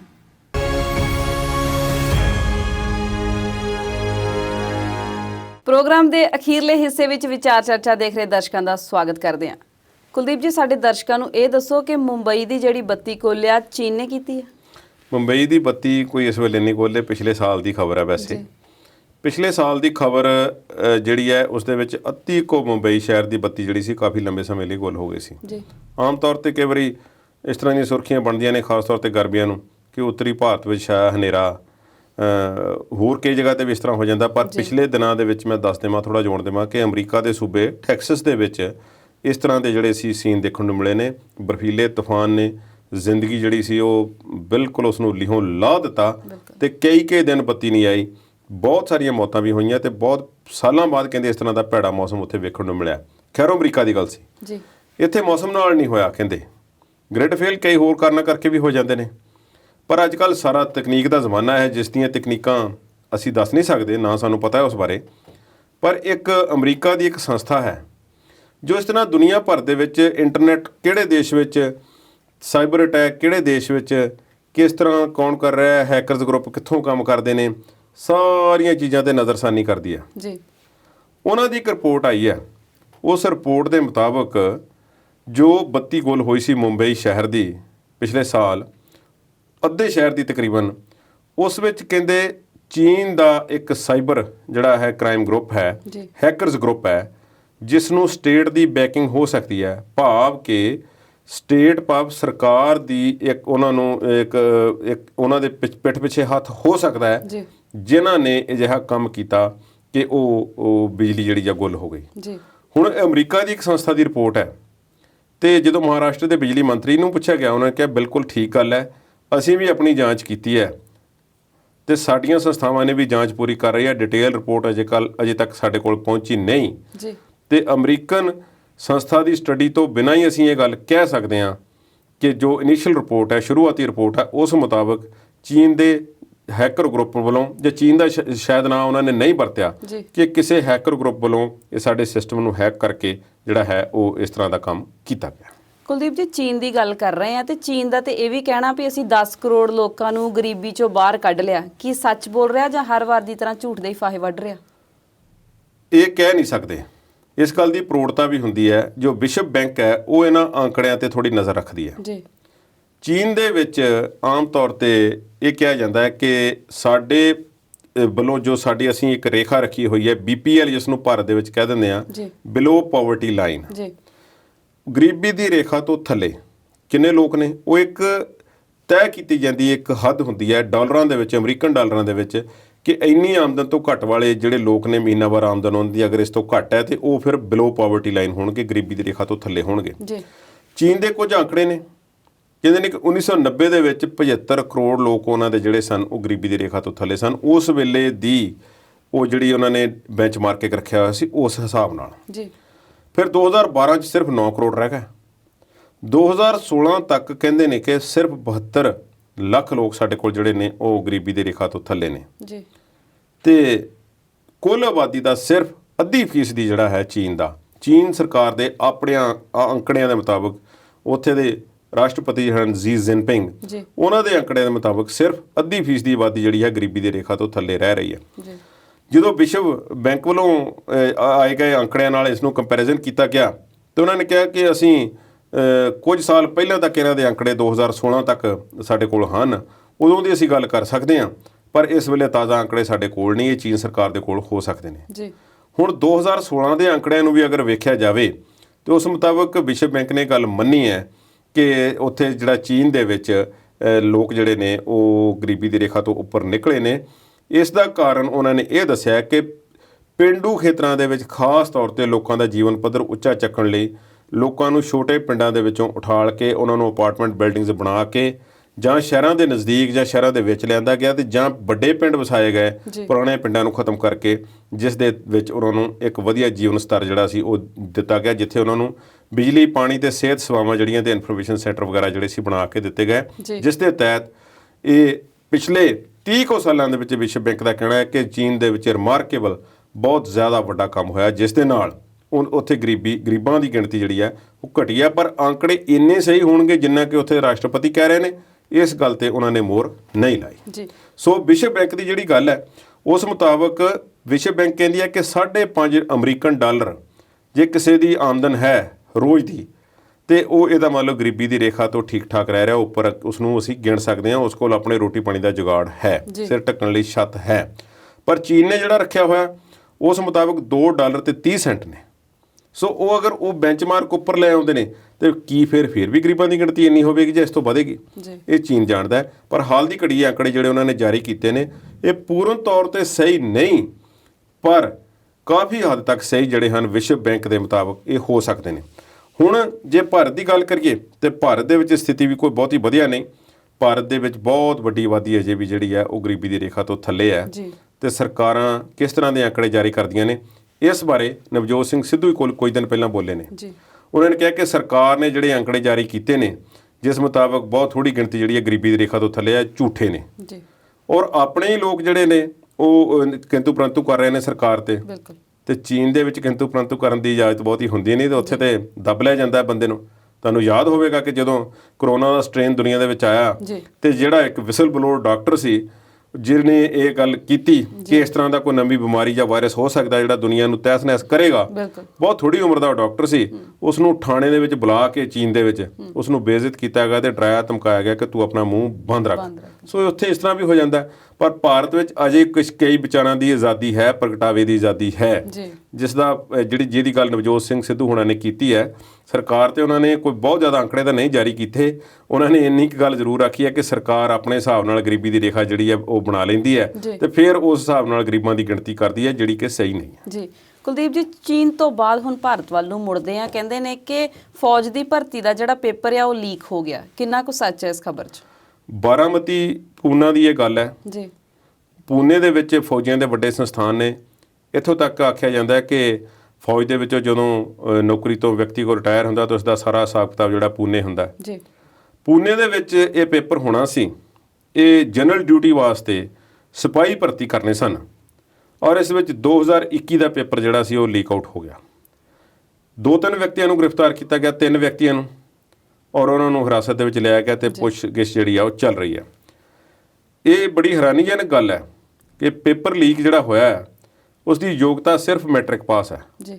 ਮੈਟ੍ਰਿਕ ਪਾਸ ਵਿਅਕਤੀ ਇਸ ਐਗਜ਼ਾਮ ਦੇ ਵਿੱਚ ਬੈਠ ਸਕਦਾ ਸੀ। 45% ਦੀ ਕੁੱਲ ਨੰਬਰ ਹੋਣੇ ਚਾਹੀਦੇ ਸਨ ਤੇ 32% ਦੀ ਹਰ ਇੱਕ ਸਬਜੈਕਟ ਦੇ ਵਿੱਚੋਂ ਹੋਣੇ ਜ਼ਰੂਰੀ ਸਨ।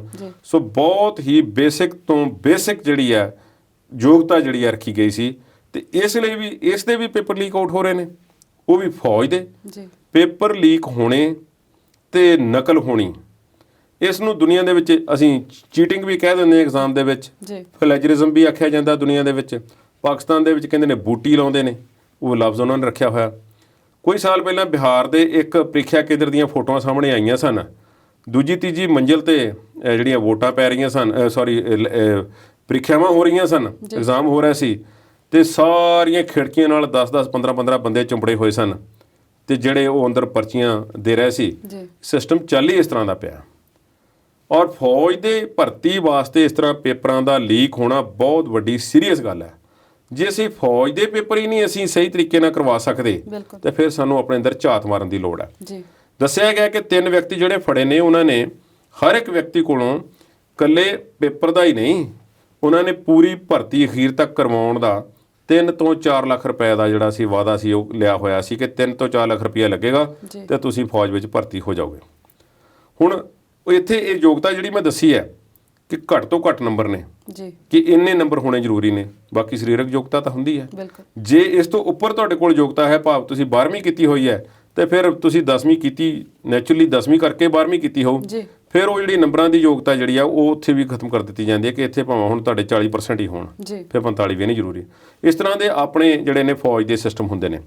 ਜਿਹੜੇ ਬੰਦੇ ਫੜੇ ਨੇ ਉਹਨਾਂ ਵਿੱਚੋਂ 2 ਸਾਬਕਾ ਫੌਜੀ ਨੇ, ਔਰ ਇੱਕ ਵਿਅਕਤੀ ਜਿਹੜਾ ਹੈ ਅੰਦਰ ਕੰਮ ਕਰਦਾ ਹੈ, ਇੱਕ ਇਹਨਾਂ ਦਾ ਇੱਕ ਖਾਸ ਡਿਪਾਰਟਮੈਂਟ ਆ ਉਸ ਦੇ ਵਿੱਚ ਕੰਮ ਕਰਦਾ, ਉਸ ਨੂੰ ਗ੍ਰਿਫਤਾਰ ਕੀਤਾ ਗਿਆ ਜੀ ਔਰ 1 ਲੱਖ ਰੁਪਈਆ ਐਡਵਾਂਸ ਤੱਕ ਜਿਹੜਾ ਹੈ ਬਹੁਤੇ ਲੋਕਾਂ ਕੋਲੋਂ ਇਹਨਾਂ ਨੇ ਫੜਿਆ ਹੋਇਆ ਔਰ ਉਹਨਾਂ ਲੋਕਾਂ ਤੋਂ ਵੀ ਪੁੱਛਗਿੱਛ ਕੀਤੀ ਜਾ ਰਹੀ ਹੈ ਜਿਨ੍ਹਾਂ ਨੇ ਇਹਨਾਂ ਨੂੰ ਪੈਸੇ ਦਿੱਤੇ ਸਨ ਤੇ ਹੁਣ ਉਹ ਨੌਕਰੀ ਦੀ ਉਮੀਦ ਦੇ ਵਿੱਚ ਬੈਠੇ ਹੋਏ ਸੀ। ਮੈਂ ਸਮਝਦਾ ਕਿ ਬਹੁਤ ਮਾੜੀ ਗੱਲ ਹੈ। ਇਸ ਸਿਸਟਮ ਦੇ ਵਿੱਚ ਬਹੁਤ ਚੰਗੀ ਤਰ੍ਹਾਂ ਸਾਨੂੰ ਝਾਤ ਮਾਰਨ ਦੀ ਲੋੜ ਹੈ। ਜੇ ਫੌਜ ਦੀ ਭਰਤੀ ਵਿੱਚ ਇਸ ਤਰ੍ਹਾਂ ਦੀਆਂ ਧਾਂਦਲੀਆਂ ਹਨ ਤੇ ਫਿਰ ਅਸੀਂ ਹੋਰ ਕਰ ਕੀ ਸਕਦੇ ਹਾਂ ਜੀ। ਪਰ ਮੁਲਕ ਦੇ ਵਿੱਚ ਹੁੰਦਾ ਇਸੇ ਤਰ੍ਹਾਂ। ਤੁਹਾਨੂੰ ਪਤਾ ਹੈ ਕਿ 에ਅਰ ਇੰਡੀਆ ਇਸ ਵੇਲੇ ਬਹੁਤ ਮਾੜੇ ਹਾਲਾਤਾਂ ਦੇ ਵਿੱਚ ਹੈ, ਉਸ ਨੂੰ ਵੇਚਣ ਦੇ ਯਤਨ ਕੀਤੇ ਜਾ ਰਹੇ ਨੇ। ਬਿਲਕੁਲ।